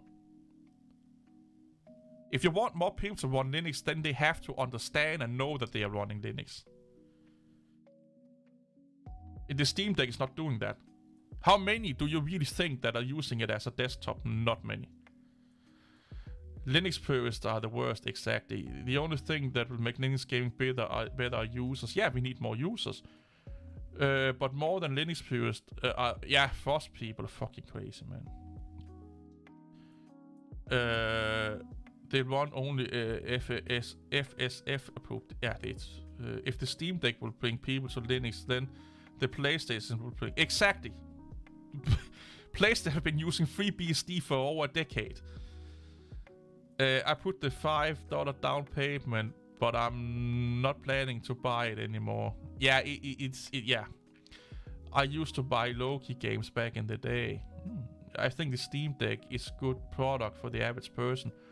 But I'm sure if people want to get it, they will use it for gaming. Yeah, if I want a Steam Deck, I'm not going to lie, but it's not because it's Linux. I want it because I can play my Steam library on the go while I'm taking a shit. I can play my, that's why I want it. I tried installing Windows 11 with a RAID card installed in my system and I got a blue screen of death. Yeah, I think that could be a driver problem or something like that. I'm almost sure that Windows 11 support it. You may have to look into why that is. If it's because your firmware on your RAID card needs to be upgraded or something like that. Deep down, I want Linux to be a good alternative to Windows, but we know it ain't gonna happen. I want Linux to become a good alternative to Linux. My perfect world would be Windows, macOS, Linux, FreeBSD, and Haiku all have equal shares of the desktop market. That would be my perfect world. Android phone. Yeah, but well, Android is not really Linux. Why isn't it okay that Steam Deck users ain't using it as a desktop? SteamOS is still... It is okay. It's great that they are using it, but my problem is that people think that when people are buying the Steam Deck, then 2 weeks later they are installing Ubuntu or EndeavourOS on their computer. That's not going to be the case. They're just going to use it as a Nintendo Switch. That's all they're going to use it as. And that's why I want it. I want it to game on. I don't care if it ran Haiku, I would still want one. If it ran BSD, I would want. If it ran Windows, I would be wanting one.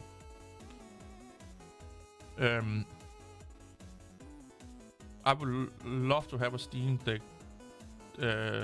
just to own. I honestly, I would like it to play on it, Windows managers are overrated, if you ask me. But that's a personal, my personal opinion. That's not based on facts. Steam Deck is marketing that is using Linux. Yeah, but it's not really...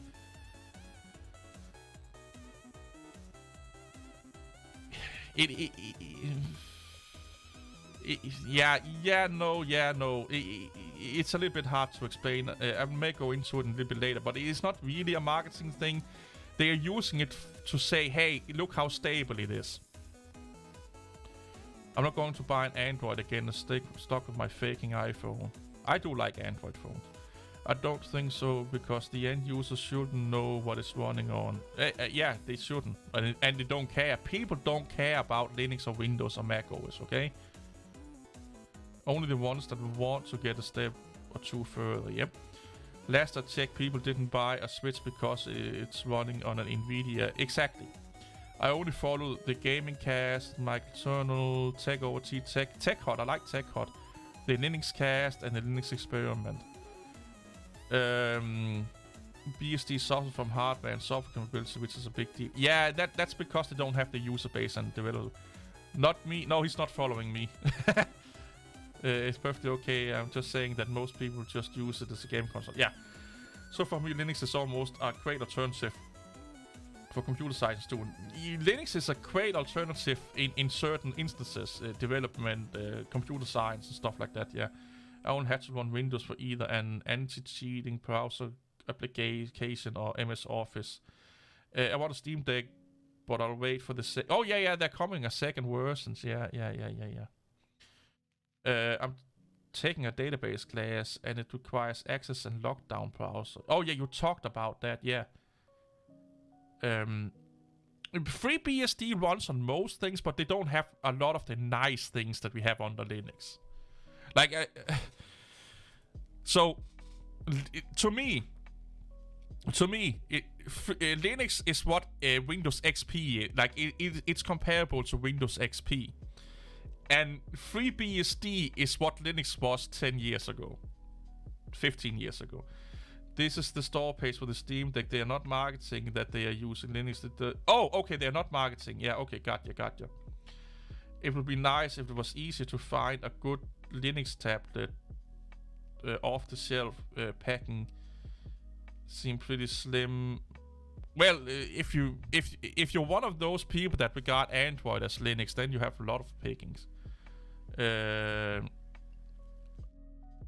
Install Windows. Well, good luck with that.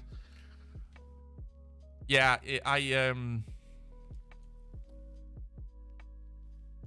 I like my Android tablet, to be honest. I'm using one of the cheapest Samsung tablets. When I got my promotion agreed, I am definitely going to buy a better tablet and a Mac Mini, I hope, and upgrading my computer, I think. Definitely I need a better screen. So here's the thing. I have not bought a new monitor in close to almost 10 years now. I think we are going up to like 7 or 8 years since I got a new monitor. And I really want a 1440p monitor. I really want new monitors. But I just don't have had the money to it the last 10 or so years. But when my new, I will not call it promotion, but I'm basically going from, thanks Bogdan, I'm basically going from one, my title is going to change, which means that I get more pay.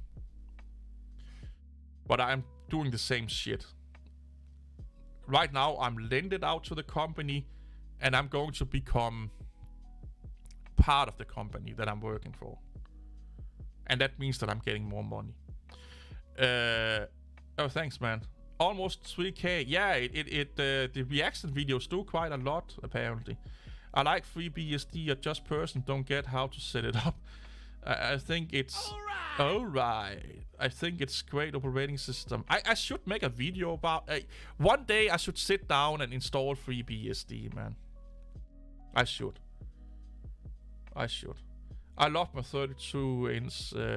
Yeah, I think I'm going to go for like a 27-inch or something. I think 32 is going to be too much for me. If you want, there's a desktop installer script. Oh. I got a few new 24-inch monitors through getting reward points. Oh, that's amazing. Yeah, FreeBSD is not hard to install. I think you'll grow big. I'll brag that I was here from. I don't think I will grow big. I'm not censored enough, man. I talk like a sailor. I say what's on my mind, and I call people out for being idiots. And that's not productive, to be honest. Ignore the 14 is for 13 releases. BSD is very flaky with Wi-Fi. Oh, really? I haven't used BSD in a long time. Yeah, new monitor. Yeah. Trust is the most important. That's so right. At least, like, I stand behind what I'm saying. I'm willing to change my mind, and if I change my mind, I explain why I changed my mind. But I'm not going to bullshit people.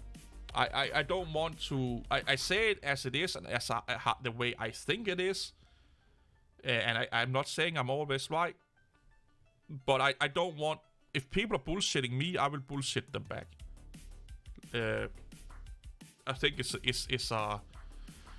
a better way of looking at it. And most people, there's this notion on YouTube that the viewers think that they are the alpha omega of YouTube. Like, oh, you are nothing without the subscribers. You're nothing about the viewers. No one, yes. Like, yes, collectively, if I could streaming right now to nobody, it would mean nothing other than to myself. And I could make videos for my, and only myself would be watching it. So as a collective, yeah, it means something to have people watch your stuff, you know, interact with it and stuff like that. It's nice, it's amazing, and you get a lot out of it. But most people will still be uploading, even if they only upload for one person. Like, what do you think? Like, it's the same thing we did in the beginning. In the beginning, when I started YouTube back in 2013 or something like that. For almost a year, I got like 5 or 10 views. I still uploaded gaming videos because I thought it was fun, was interesting. I could be creative and stuff like that. And if tomorrow I started to only get 1 view per video, it would be irritating. I would be frustrated a little bit. I would be like sad because, you know, it's nice to get people to watch your video. It's nice to get subscribers, but I would still be uploading because, again, it gives me an outlet for be creative. It gets me an outlet out of talking. It gets me an outlet out of getting things off my mind. So in that sense, I would still be doing this if I only had 10 people watching my content. I would, of course, be a little bit sad that it went downhill because it's going uphill right now, slowly, but it is going uphill. So of course I would be a little bit like, damn, that sucks. I thought I had something good going here, but I would still be uploading. So yeah, the collectiveness of a viewer base and a subscriber base, it means something. But one, like, I hear this a lot. Oh, you just lost a subscriber for thinking this. And I'm like, glad you know where the door is. Like, if one person leave, it means nothing. If 1,000 people leave, that means something. But I just love how entitled people think. Like, I had one. I made an Ubuntu video long time ago, where I talked positively about Ubuntu, and this person was, if you're going to use Ubuntu, I'm going to unsubscribe. And I just said to him, you know where the unsubscribe button is, just click it right now. Like, those people I can't stand, and they mean nothing. You know, but if you get 50 subscribers, that means something, and you're losing 10, not so much. You know, I hope it makes sense. I got a 27 inch is what I want, 1440p. I would recommend 20. Yeah, 27 seems to be the sweet spot for 1440p. The way you talk about the issues is what makes me stay, to be honest. I got tired of the hype and gloom and doom. Windows is spawned of. Yeah, so here's the thing. I'm not. I don't care about operating system in the way that Linux users care about operating systems. I just like operating systems because of what they do. You know, I like Windows as much as Linux. I do prefer Linux, but I like Windows just as much as Linux because Windows is doing operating system in a different way than Linux is. Why I really want a Macintosh is so I can... well, I do have a Macintosh, but a current Macintosh is so I can see how current macOS is doing operating system. Why I kind of want to get back into BSD so I can see how current BSD is doing operating system tasks. That is what is interesting for me. And of course the culture and the community around is also interesting to me. But the most interesting for me about an operating system is that, oh, Linux is handling swap files this way, Windows is doing it this way, BSD is doing it that way. That's what's interesting for me. I don't buy into the philosophy and the ideal and the tribalism goes in with the operating systems because for me they are just another screwdriver. They are just another screwdriver. I still use Windows 10 for games. Hey, yeah, that's great for that. Also for FreeBSD is not bad or hard to install. Yeah, the Nvidia thing with FreeBSD I've heard is a little bit iffy-diffy. I upgraded from 24 inch to a 34 inch. Or, yeah, 34 inch. Oh my god. That's a big one. That's what she said, by the way. I was shocked at first, but I think I cannot go back. Hey, once you go big, you can go back. But I think 27 is the sweet spot. Yeah. As far as I have read, 27 or 29, as you say, is like the sweet spot. Especially for 1440p. I may disagree with Microsoft on a lot of things, but I don't hate the software of Windows. And when I do disagree with Microsoft, it's for the actual reason instead of the misinformation. So, Windows don't determine what Microsoft is doing, but Microsoft is using Windows in a bad way. You know, I like Windows, but I don't like what Microsoft is doing with Windows. You know, Windows is not like telling Microsoft to take telemetry. Windows is not telling Microsoft to be what is it called? Antitrust. That's Microsoft. That's the people behind Windows doing that. Windows have no fucking self-awareness. Have no self-awareness. So I can appreciate Windows for what it is, but I can hate the company making it or disagree with the company making it. I recently went back to Linux because there were so many problems, issues with Steam VR on the Windows. Yeah, I don't have Steam VR, so I can't really say that. It runs really well now on Tumbleweed. Okay, that's amazing. All OS have a job to do and don't care if you like it or not. Exactly. That's exactly how I feel. Yeah, I agree. I like Windows 11, but there are so much bloat in my opinion, so I'm using Windows 10 LTC to dual boot. I think Ghost Spectre is the best version of Windows. I don't know what Ghost Spectre is. If it's a cracked version of Windows, I don't care about it. Honestly. You can run Windows 10 for free, so yeah. I like that Windows 11 will require the TPM that will flood the market with great... yeah. Yeah. Exactly. It's some kind of theming. One of my games I can play on Linux now is Rogue Company. I need to get in. I need to try that out, man. My personal favorite version of Windows is Windows 7. I have to say, I think my best Windows, besides Windows 2000, will always be my #1 Windows distribution or Windows version. But Windows 10. Windows 10 is probably my favorite Windows version of all. Windows LTCE is cracked, but it's a stripped of this. Yeah, I don't do cracked stuff. I don't. To me, it's stealing. It's no different than you go stealing a car. XP is my favorite. It's basically a stripped down version of Windows. Don't think about the cascade things.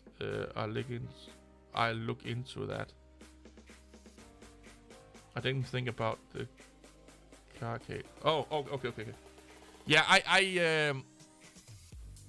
I used to do cracked version of software like way back in the day, like in the early 2000s. And it's you're taking money out of people's mouth, you know. You no matter how much money they have, you are still stealing. I don't do crack stuff firstly because of security reasons. Yep. And it's yeah, exactly. You get a lot of security holes with it. You don't know if the crack is opening up back doors and blah blah blah blah blah and all that shit. I know it's a digital thing. It's ones and zeros, but you are stealing. You are stealing. And say, oh, I'm not physically taking anything. All the excuses that people are doing or saying for using cracked software, it's just excuses that you tell yourself to make it less bad that you're doing a bad thing. It's no different from, oh, well, the car was not locked, so I might as well just put my ass into it and drive it around. You know, it's just excuses you are making to yourself to not sound as a bad person. But if you crack stuff, you are stealing shit. Can use Windows 11 on my old PC. Yeah, the TPM is a fucking piece of shit. I really wish they didn't do that TPM thing. I hate it. I hate it with a passion. But again, that's not an excuse for using illegal copies. Yeah, don't trust, don't run cracked software. I have never done that. Pay hard. Exactly. You people have worked on that fucking shit. You know. Well, he is losing Windows, not Windows. Windows 10 is not going to support newer versions of DirectX 12, if I'm not mistaken.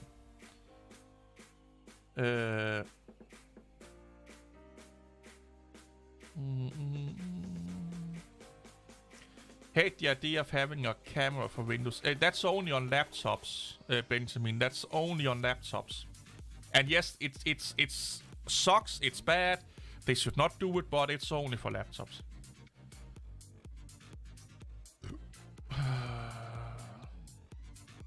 Light systems on Windows or Linux is great until you need to run some software and it won't work. Yeah, you need to look forward to the things that you're going to use your computer for. Will you download a car? Yeah, I would if I could. I download cars all the time, but it's wallpapers.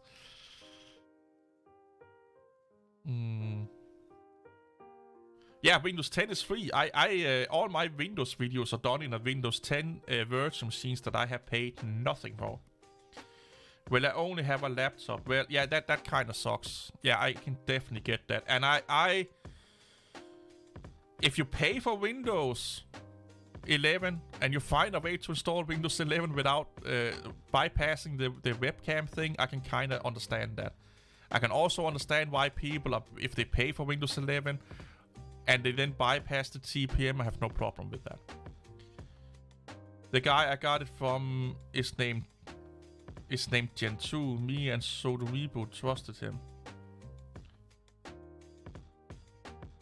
What are you talking about, Lamer? I remember an anti-pirate ad asking people to download a car. And now you're talking about the guy I got it from was named Gentoo. A camera slider like I have.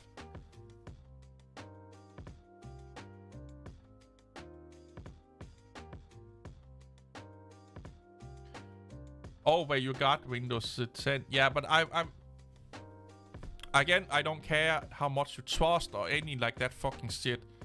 You are still stealing. If you're using cracked version or no matter how much you trust the person or what, it's still stealing.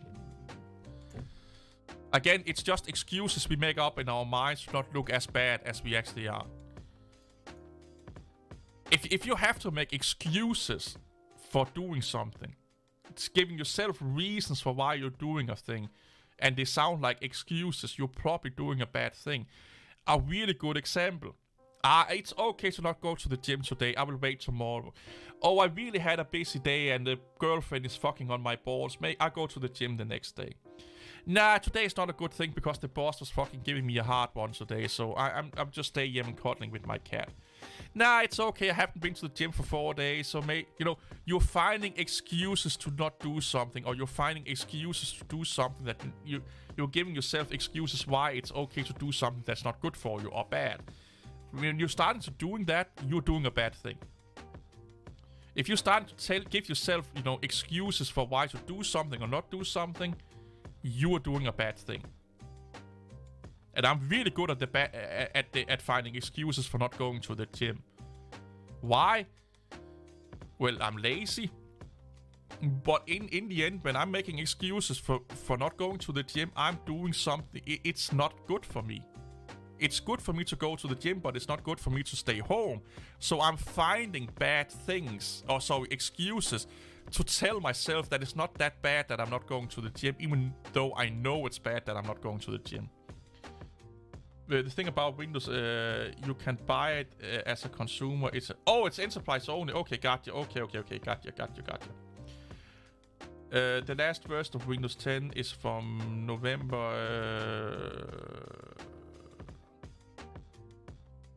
I don't know what you're talking about there.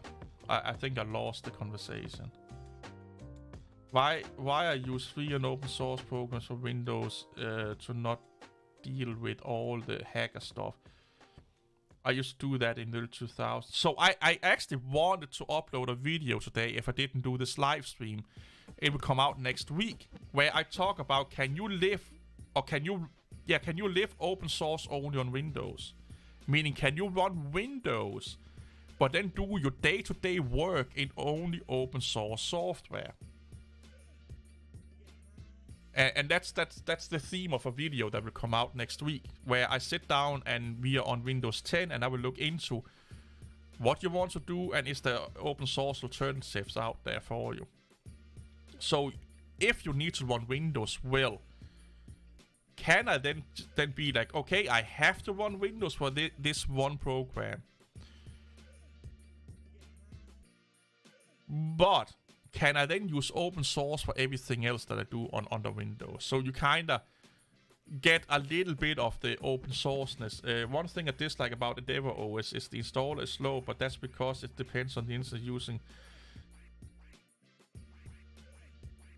Yeah, I have never had it to be massively slow, but they do say in the slider that it can take a little bit of time because of some decompression or something like that. But I could be mistaken there. But I think one of their sliders say something to that nature, that because of decompression and stuff like that, it's a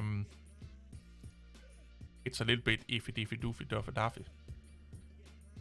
So who in here likes the Cinnamon desktop? Let's see, do we even have any fucking... No, we don't.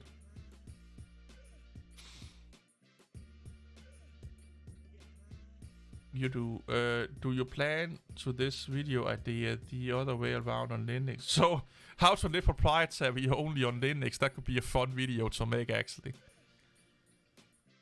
I only need Windows 10 for some games, nothing else. They used to have a bug that the slider will stop because it's not fully accurate. So they will have a terminal showing. Oh, yeah. I remember. I know what you're talking about, Blamer. The only reason I emulate new Nintendo games is for my own personal gripes with Nintendo. Yeah, Nintendo's fucking bonkers, man. I only have problem with XFCE.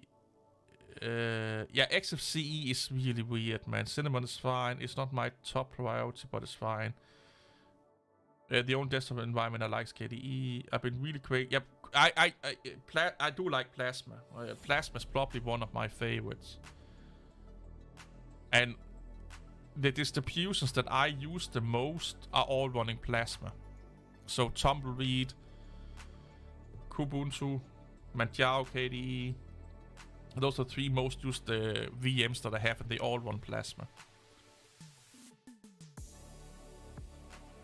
Rust, I'm really curious about that Rust Cosmic desktop. I really am, but I hope it's not going to be a fucking pain in the ass. I could live with Cinnamon if that was the only... Yeah, I could also live on the Cinnamon if I want. Just to ask you, which Linux distro would you recommend to beginners who wants to learn Linux and also to use it as a daily driver like Windows, because I spent 7 months just looking... I will go with Ubuntu. I always recommend Ubuntu, and I have videos about why I recommend Ubuntu. It's not the easiest, it's not the best, but it's the one with the best support. It's the ones with the best, the biggest community. And it's also the one that has the best available, most available software out of the bat for it. And it's the one that you find most articles about. It's the one you find most help about.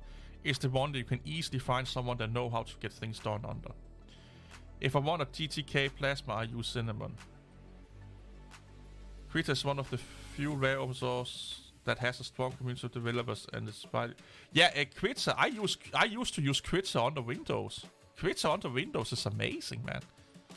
When I'm not on KDE, I'm on i3 or Sway. I like KDE, but it's so KDE is not buggy if you're running it under Ubuntu and stuff like that. I don't mind Cinnamon, but I like GNOME. I don't really like GNOME. Funny because I say I don't like GNOME, but then my daily driver is GNOME. Yeah, I recommend Ubuntu if you want something different looking. If you want Windows, like, yeah, I still say Ubuntu, because it's the most used distribution, most help.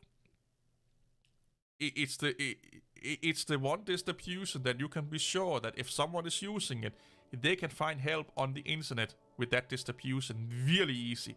If you're giving them any other distribution, they may call you because they don't know. Here's the thing, new users don't know that Mint is Ubuntu. They don't know that Sorion is Ubuntu.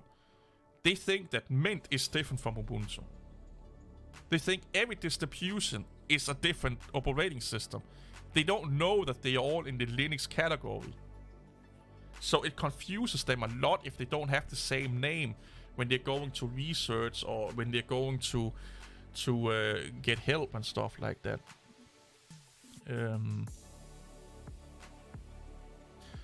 I just don't like the Mate desktop. I feel like running Mate is a little bit like the people that are stuck in the past and don't want to move on with the future.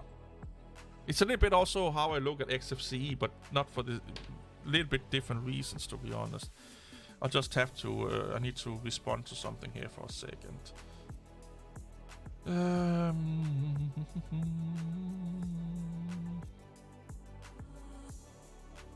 Or else I will be yelled at if I don't respond to this text. There you go.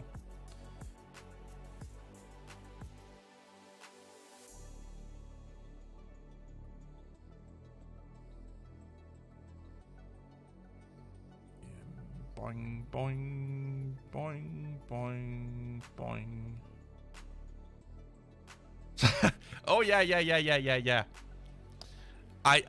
got a I like that the alternate Linux is trying oh yeah, GNU Linux. Oh my fucking god, yeah. Don't. Oh man. Yeah. Let's find a wallpaper.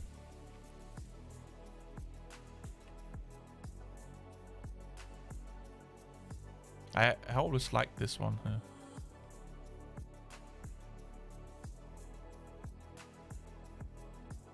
Ah, that's kind of coolio. But I should make more openSUSE content because it's an underrated distribution. It really is.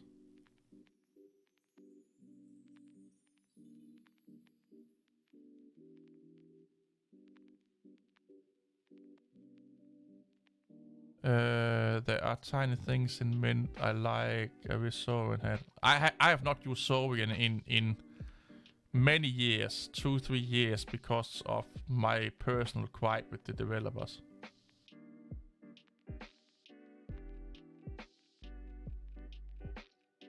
Manjaro is great. I do like Manjaro. Yeah, the openSUSE logo is really, really great. Don't EndeavourOS have a fucking merge store? They should make one though.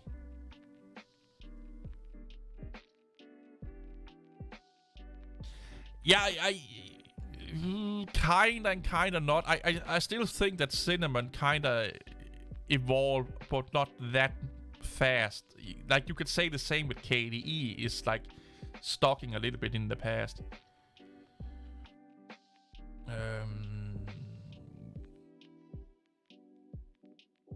Yeah, GeckoLinux has some really nice scripts. I liked openSUSE when I needed to switch in the OBI. I think that I think that's what it's called also. I hate having to switch to the terminal when... Oh, I think there's a GUI. I don't know if there's a GUI tool for it.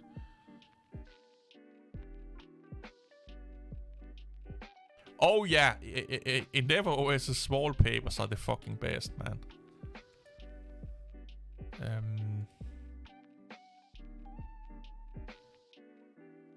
Let's take this one here.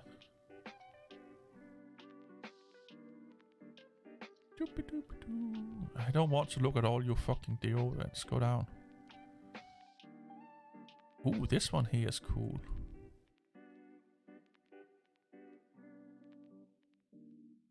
I kind of like this one also. That's trippy.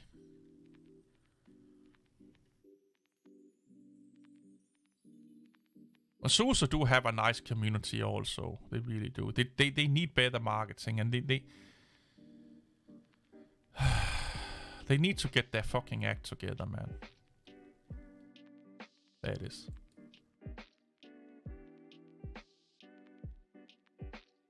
Again, Artex. I have not looked at that. I have not looked at that fucking distro in forever, man.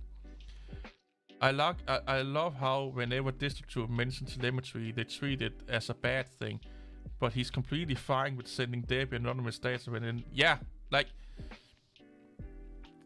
And here's the thing: every time you do a sudo apt update, sudo apt upgrade, you are exchanging data, aka they are taking telemetry, they are taking package installed telemetry.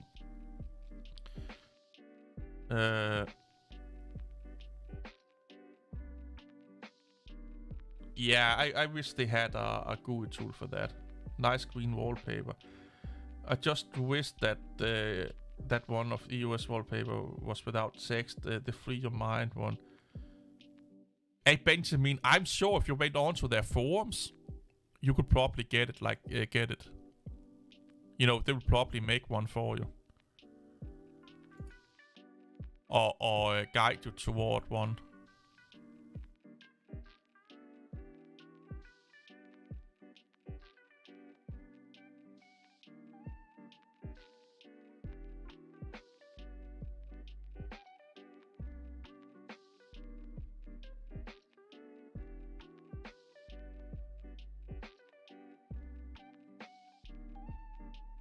Oh, I know which one you're talking about now, Noboa. Yeah, I know which one it is. Voidlings is a good distro to try if you don't like systemd.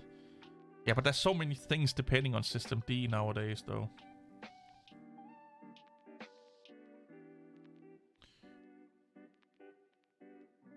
Anonymous is what people like. Yeah, but they really are not. What are your thoughts on Chromebooks and running Linux on them? I have no problem with Chromebooks, and I have no problem with Chrome OS. And if people want to run Linux on it, I think they should be doing it. I'm not. It's not in my place to tell people what to do and not to do. Yeah, it's probably the one in their artist team that have made that wallpaper, so you probably can get them to either take it out or make a new one for you. I don't see the point in doing that since you can install Linux on Chromebooks without changing the OS.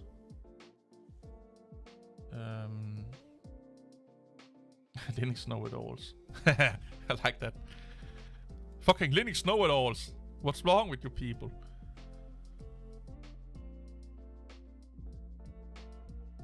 I like this one here.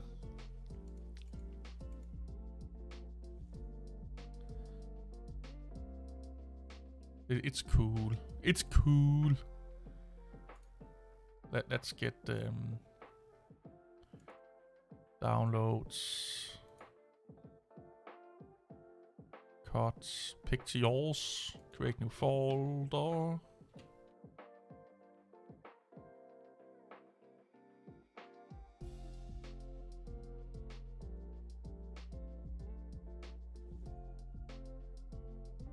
Cinnamon just seems to be like, it must have been a long time since I've been using it, because it seems to be running quite nice with new animations and what have you not. There you go. Oh, I kind of like this one. It's a little bit dark. It's not blinding me. It's all cool. It's all cool, man.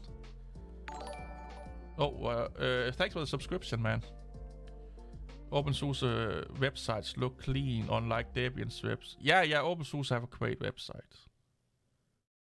Yeah, Geckos are nice, man. Running Linux apps not in VM and slower would be a reason. Issues of EndeavourOS merge was bought, but it's in the past. It seems the issue is that most merge companies are in the US. So, let's look into this. Just give me a second. I can show you what companies you can use that both deliver to EU and US at the same time. They do have to put the work in Cinnamon from into. That's true. Is openSUSE your favorite Linux distribution? It's one of my favorite. It's not the I don't have the favorite Linux distribution. I have like a top 3 of, 3 or 4, I would say 3 distributions. Ubuntu, Manjaro, and openSUSE is more or less the ones I use the most. Don't you have a personal upgrade to do? Well, I'm waiting for you to allow me to plug you into the matrix so I can upgrade your personality. I have a tradition of using HD images of deserts. Oh, I love deserts. There are more than 100 million users of Linux in the world. Well, 100 million users is not that much, though. And remember, over 40 millions of those are using Ubuntu. And it also seems that merge itself is expensive to the user and doesn't bring that much money to the team. That's true. A lot of the money goes to the fucking shops. Yeah, I 100% agree with you. For me, it's pop-OS we do it all. So,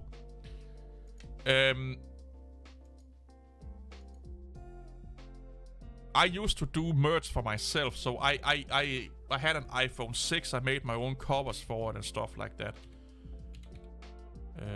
Redbubble is a company that you can use. So the way Redbubble works is that you set up a store and you put your merch on it.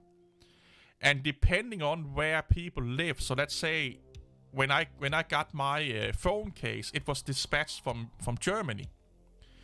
If I lived in Australia, they have localized production units or companies they work with that make the products closest to the customer. So in the States, people will get their delivery from a United States company. If you live in Australia, you'll get it from an Australia company. If you're living in Asia, well, Australia is Asia, but you'll get it. You will get it from the merchandise will be made closest to where the person live. Everything is handled transparently. Yeah, everything. It's being copyrighted, and it tells you everything you need to know. Everything you need to know. It's so again, you're not going to be you're not going to become a billionaire using this. There's some I don't know if people are putting is copy pasting other people's work, but if you're doing your own artwork and stuff like that, they help you also with copyright and what have you not. But yeah, I made a phone case for my phone, and it took me like a couple of days, and I had it. They are one of the ones that are used by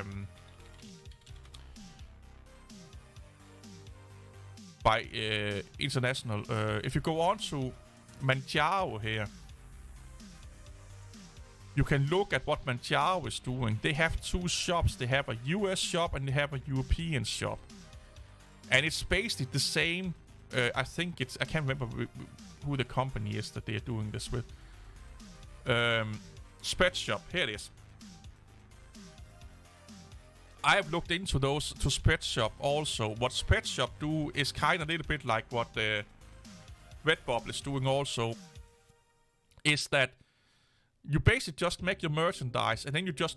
Let's say you have a European store. You just duplicate that or you mirror it to a US store. So like they did here. They asked me if I was in the US or if I was in the EU. It's basically just telling them where should they send the stuff from. That's all it does. Like, grossly overstating, like simplified. But if you make a EU store, you can just say, hey, I also want to make a US store, and they do all of that stuff for you in the back end. You're basically just duplicating your store to a US store. So these two here is probably the ones that I would be using. Spreadshirt or Redbubble. I have had good experience with Redbubble. I tried to do merchandise just for fun on Redbubble on my Discord at some point, but it didn't really pan out of anything. But it's not expensive, but you're not going to become a billionaire. Like, you may make a little bit of money here and there. You know, like they are a little bit pricey. I do like what Manjaro is doing with their store here, though. Also, their prices seems to be a little bit... well, it's kind of the same price. A little bit more or less expensive. But you can say... I know with the Redbubble, because that's what I did when I bought it for myself, my phone. You determine how much a percentage you want to put on top of the production cost, and you could just say nothing. You know, you can sell your shirts for, you know, for what it costs to produce it. So you are not making anything, and Redbubble is only making a tiny amount, the same with Spreadshirts. But I think, like, if you're having a audience both in the EU and US, I think Redbubble may be the best one. I'm not sure, but it may be. But at least, like I said, Manjaro is doing this with Spreadshirt. They have 2 shops. And I'm sure if you go in and talk to the Manjaro developers, they will help you out with it. They seem to be quite friendly with this kind of things. I kind of want a mock. But yeah, they are not cheap, but people are willing to buy a little bit, or, you know,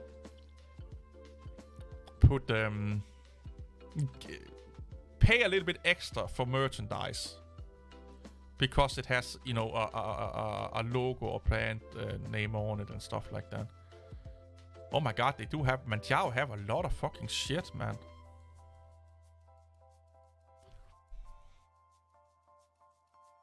I kind of want a pillow. Lama, he needs this Valentine's so he can be his own Valentine. Oh, they have caps. Oh, drinking bottles. Pens.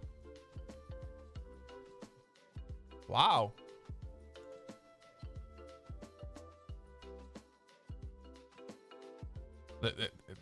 This is actually impressive.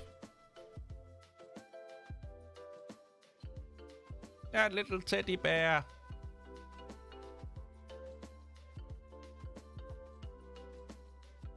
A lunchbox. Oh my god.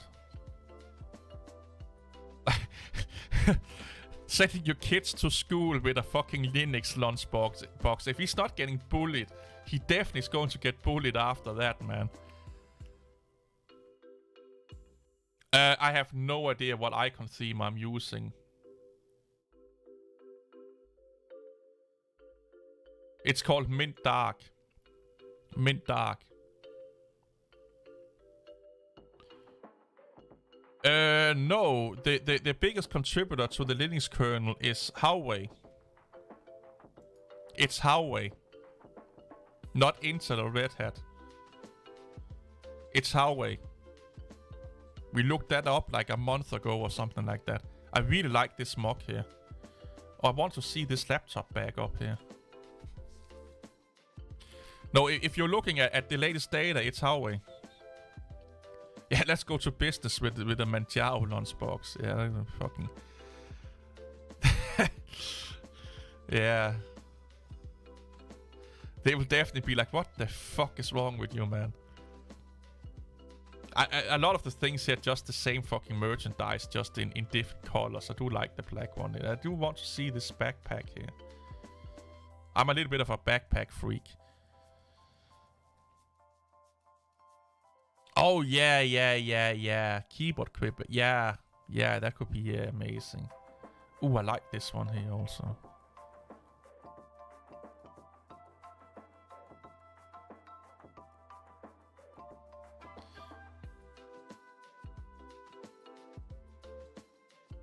Yeah, I should try and buy some merchandise from Manjaro, man, and then do a unboxing of it. That could be really funny to do. A tote bag.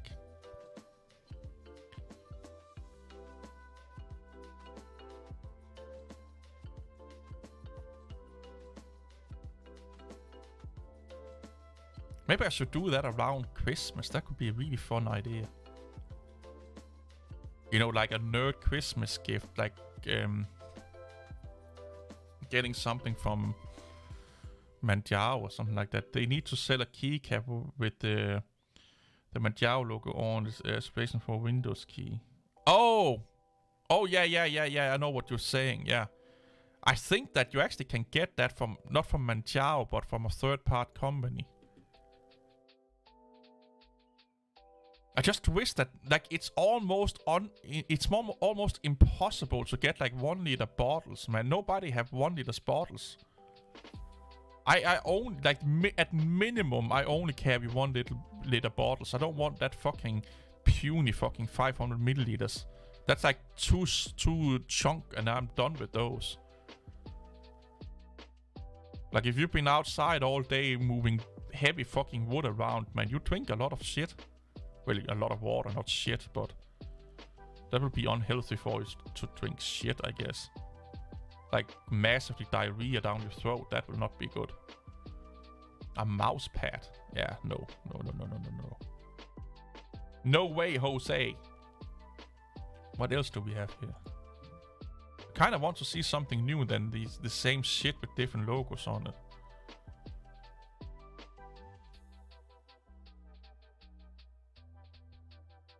Ooh. Thermal mug. I used to have one of those. That was cool for like a month. Sit at my desk with a thermal mug. Oh, that's a big one. Let's see how big that one is. That's what she said. Twice nice with gotta go. Yeah, go have fun, Benjamin, man.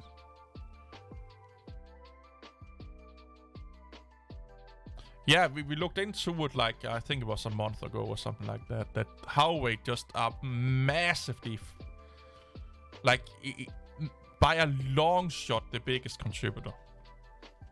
And it's kind of scary that there's actually... China is probably the country supporting Linux and open source the most. With most money and most developers. So... if we are going to be paranoid for a second here, is Linux infiltrated by the Chinese, what is it called, Communist Party or something like that? We could be. That's what I love about my boss. Gives up 1.5 liter water bottles and my landscaping. Yeah, dude, at least, man. You should probably have 2 liters, but 1.5 liter is fucking amazing, man. I have a 1 liter bottle with me outside that I can clip onto my belt. And I fill that up sometimes. I have to refill it up. I do have a 2.5 liter bottle I'm thinking about taking with me to work the coming Monday.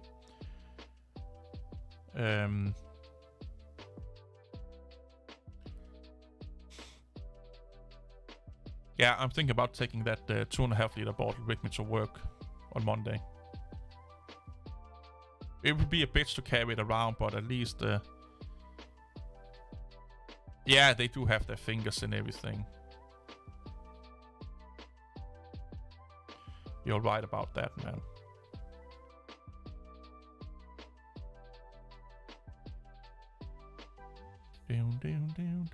Okay, we have some stuff we can look at here. Here's a mock. I like this like white on yellow thing here. Can we see inside the back? I kind of want to see what kind of room dividers and stuff like. No, we can't. I don't like that then. I'm a back freak. I'm a fucking back nerd. How big is this one here though? It's only 15 liters. No. That's way too small. Then again, depends on how you look at the data. If you look, but charts up a line of changes. Well, it just said that they were the one contributing most to the kernel. Mental Outlaw be like free and open source software is the way to go. Mental Outlaw. I don't personally mind Steam being proprietary. Like, come on, man. Yeah, he's crazy, man. EndeavourOS is finally installed. Amazeballs. Well, it could probably be a good kit bag. You know, kit's bag. I should show you guys my backpack one day. See if I can set some webcams up so I can show it around. I'm a backpack nerd. I fucking love backpacks. Every time I buy a new backpack, like a week later, I want to buy a new one. I'm like, yeah, but I kind of also want that one. I kind of also want that one. like one I really want right now.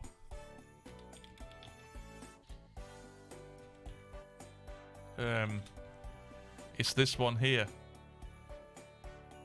Mystery Ranch 2-day assault pack. In black.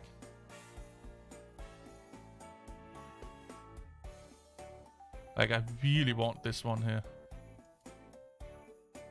Because I can have all the shit I have with me at work.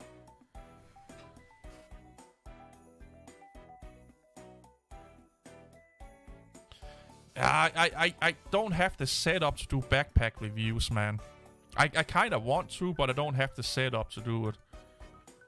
But this looks so comfy to wear, man. Forget about that shit. I just want to look at the backpack here.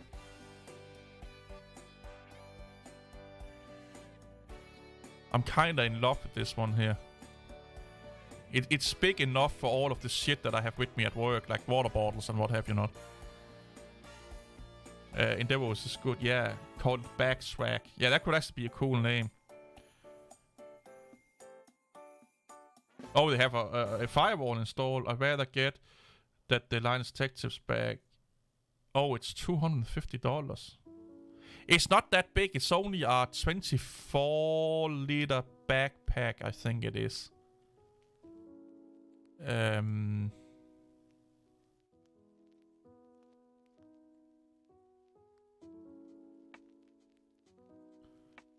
Yeah, I think it's only 24, 25 liters. I don't know if I can see that. Specs, metrics. Yeah, 27 liters. 27. And that's okay for a day pack, if you ask me. Like, if you have your charging, you know, I have phone chargers, and stuff like that. It just look big. It just look... And also, you can have your gym clothes in it, you know. I tend to... or I used to... In my old backpack was 37 liters big. But I also, you know, if I went to the shop after work, I used it, you know, to put my groceries into it.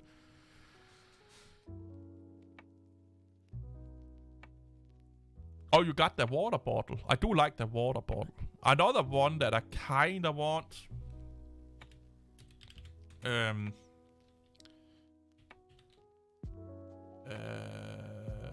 is the 511 AMP24. I'm a little bit...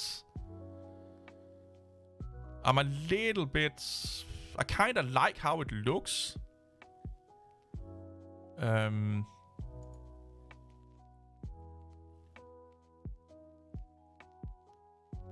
But yeah, I either that one or I have this one here. And I have the older version of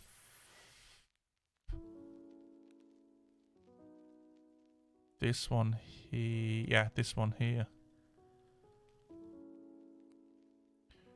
So yeah, I kind of want this one here also.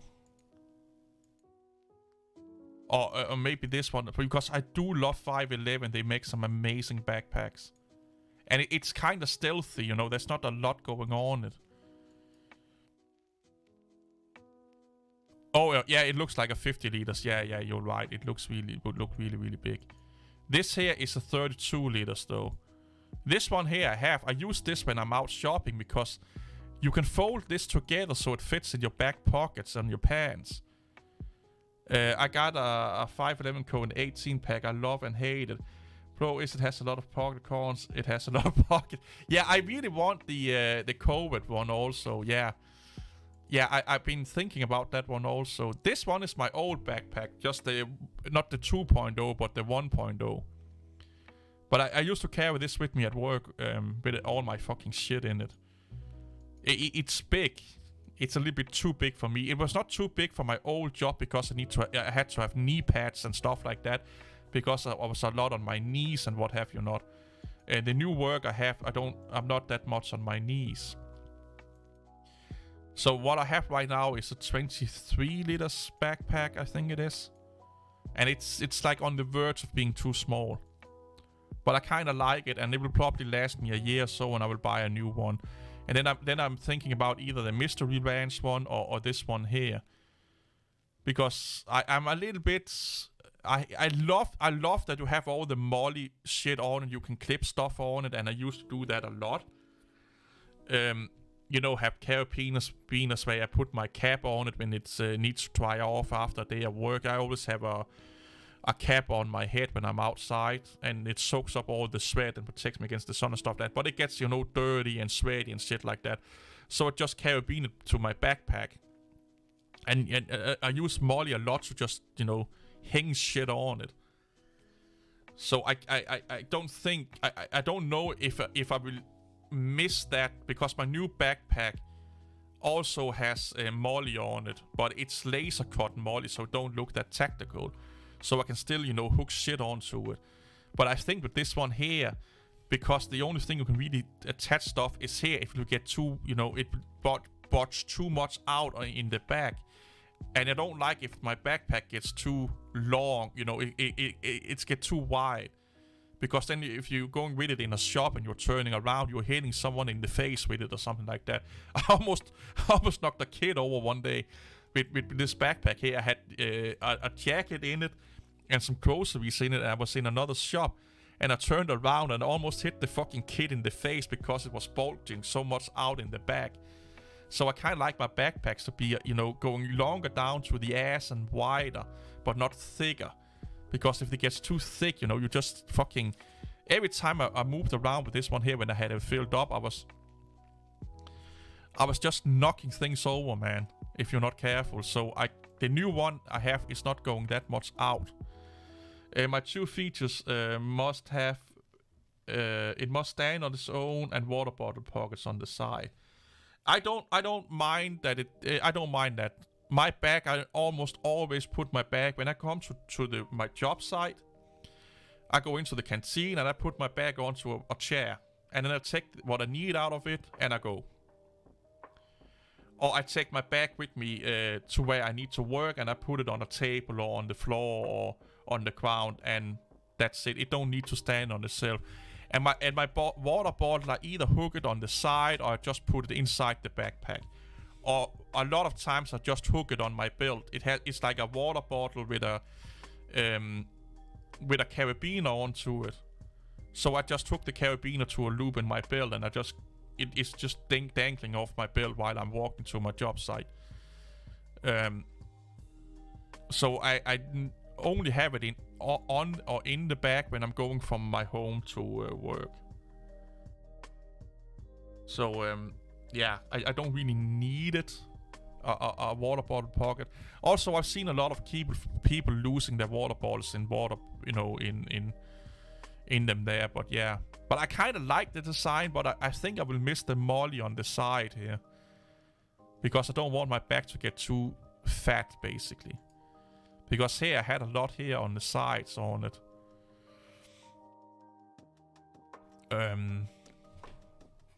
What the fuck is the one I have right now?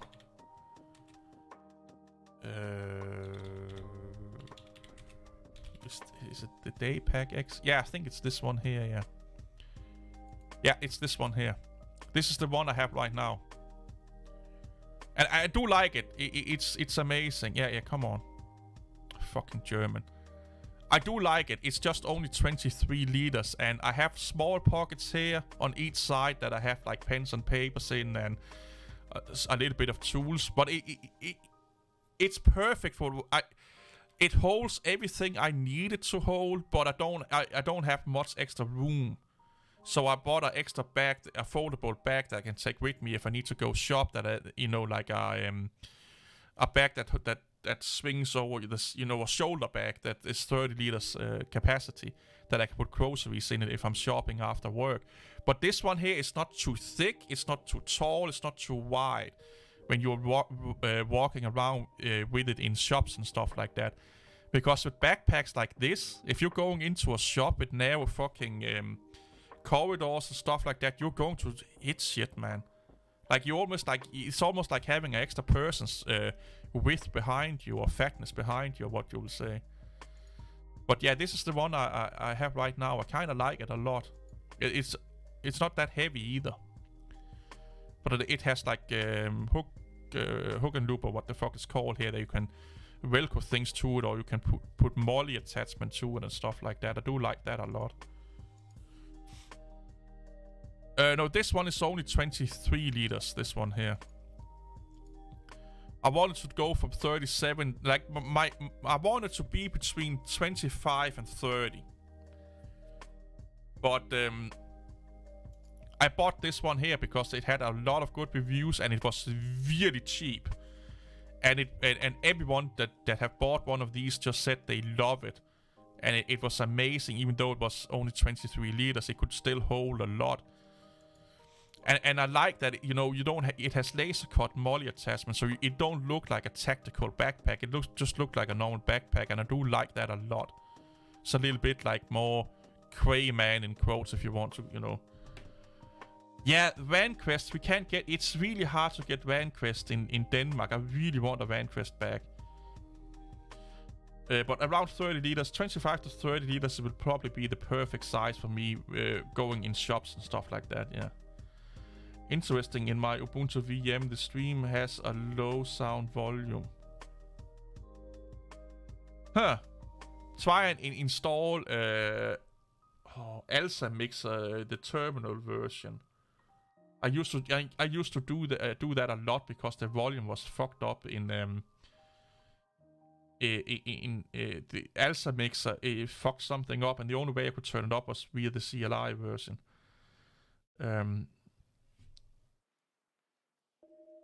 For basic, yeah, I do like Van Quest, but it's really difficult to get in Denmark. Even 511 is starting to become a little bit of a hassle to get in Denmark. But Tasmanian Tiger, this is a German backpack. It's built in Germany and a German company. Decathlon, I have no idea what that is. I've never heard about it.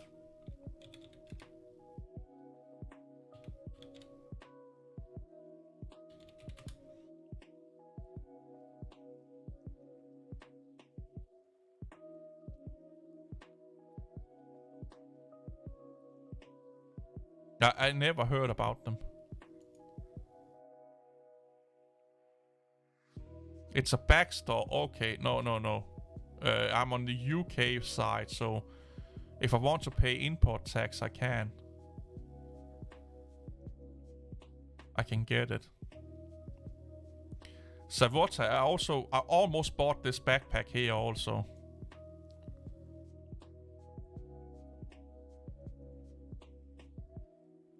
I almost bought this backpack here.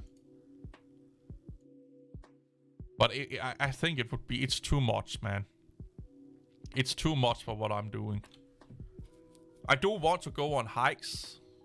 I always say that, but I never do it. But I want to go on hikes and then go get a, you know, make a cup of tea, you know, in nature and stuff like that. Yeah, we don't have though. We have our own backpack stores and stuff like that in Denmark, but most of the bags that we get is like, you know, Osprey, North Face, Gensport, you know, the big brand names. And then 511, Tasmanian Tiger because it's a Halicontex because it's a Polish brand, Savota because it's a Finnish brand. So if it's made in the EU, we can probably get it in a store in Denmark. Some American stuff, but if it's American stuff, it has to be really big brand name like 511. You know, it has to be like 511. What's the other ones I'm thinking about? Mystery Rants we can get a little bit now, not all, but we can get some of the backpacks over here. Unless you, of course, are importing it and paying imports tax and stuff like that. Dalicon is a France store. It's big and have... Oh, well, if it's a France store and France is part of EU, then, yeah, definitely, I can get it from there. I could just buy it from... you know, I can just buy it from, you know, the France store. And they can send it to Denmark. It will probably... take a shit ton of time, or not a shit ton. It'll probably take like 5 days or something like that. But where to buy? Oh shit, that's not the shipping info. That's the one I'm looking for. We have it in Portugal.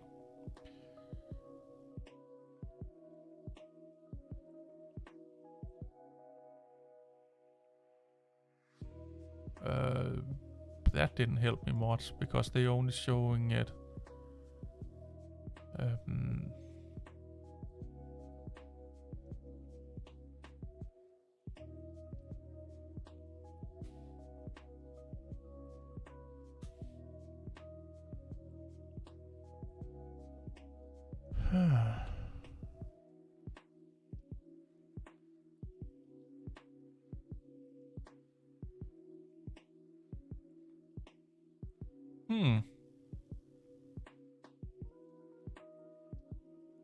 Because the UK store, we have to pay an import tax. It's a fucking shit fest after they decided to go out of the EU.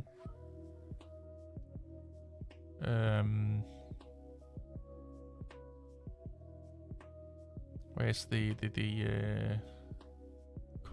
shipping info? Where the fuck is it? Second Life. No way. Deliver me information. There you go.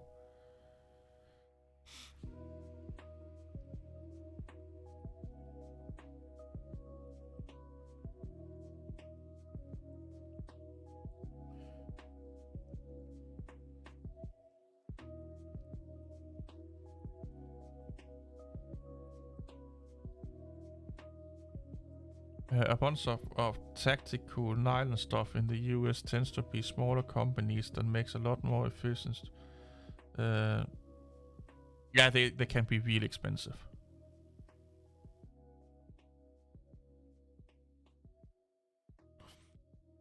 I kind of want one of those 511.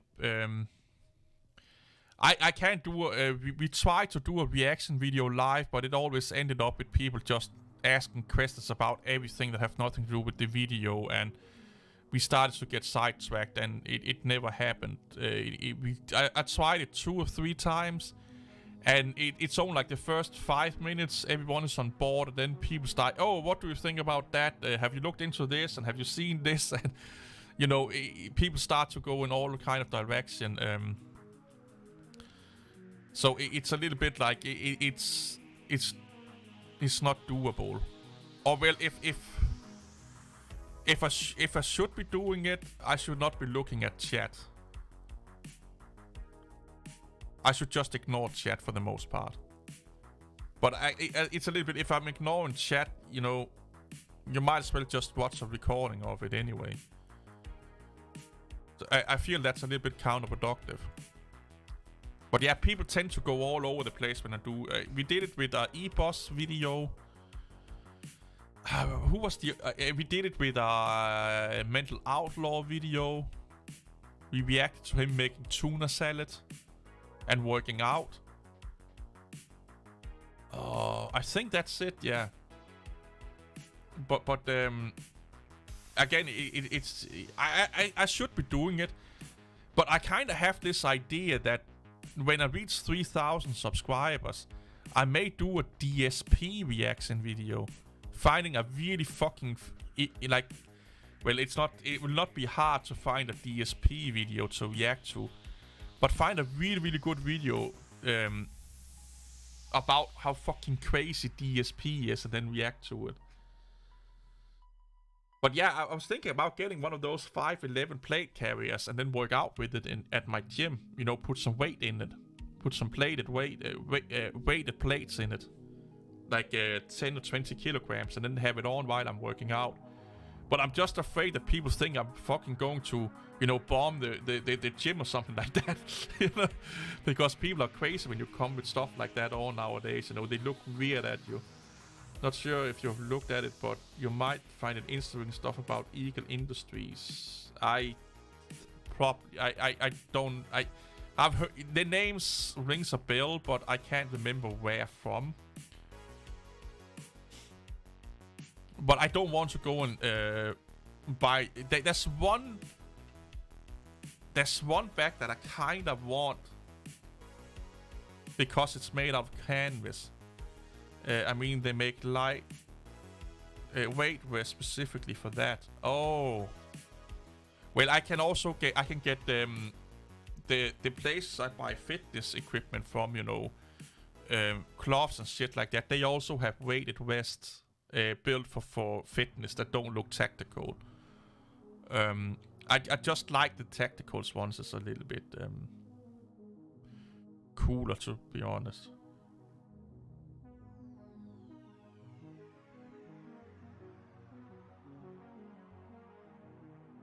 Oh, there are weighted plates that are built to be put into to those kind of things.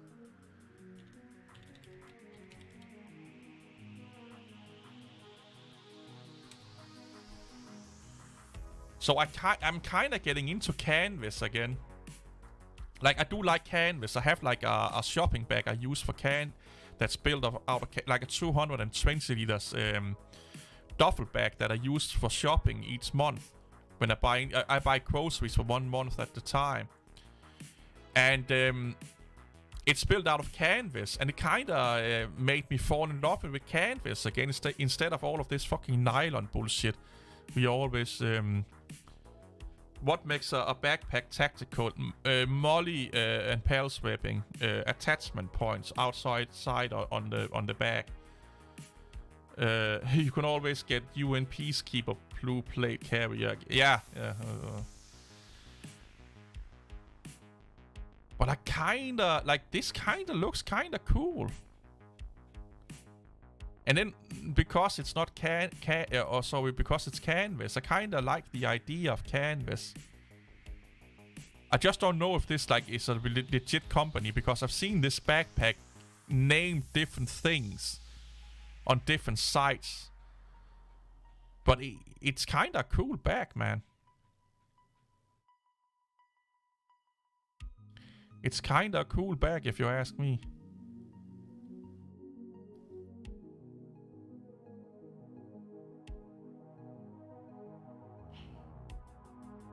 I don't have a man purse. I don't have a man purse. I was thinking about getting one. When I was getting this backpack I had right now, I was actually thinking about getting a man purse kind of bag or like a computer bag, you know, to have all my shit in. But I have 3Ks to work and 3Ks back from work. And walking that long with a shoulder bag or a man purse, if it starts to just weigh a little bit, it gets uncomfortable really fast. And my backpack is around 10 kilograms plus. It's probably close to 15. I think it weighs around 10 kilograms. And if you're carrying 10 kilograms on one shoulder for 30-40 minutes, it starts to get really fucking irritating. It starts to weigh down your shoulder. And I don't want to do I don't want, because I like the idea. It's really easy to take off and take on, and you know, everyone is having computer bags and man purses nowadays. So you know, it's kinda in to have it, but it's just not comfortable to walk with for an extended period of time, sadly enough. I was also thinking about something like sling bags, but again, it's only putting all, or it's using one of your shoulders to put all the weight on, and it's a bad thing if you ask me. You know, something like this here I was thinking about.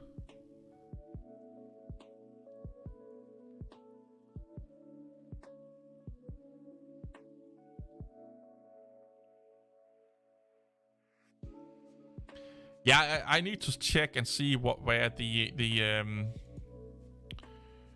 closest store is to me. There must be one in Germany or in Sweden or Norway or something like that. But anyway, people, I need to go. I need to get some food in my belly, and I also need to pee really badly. So yeah, thanks for stopping by. See you all later. Have an amazing weekend, and yeah. Hopefully I will stream soon again. I don't know. But yeah, take care everyone. Bye bye.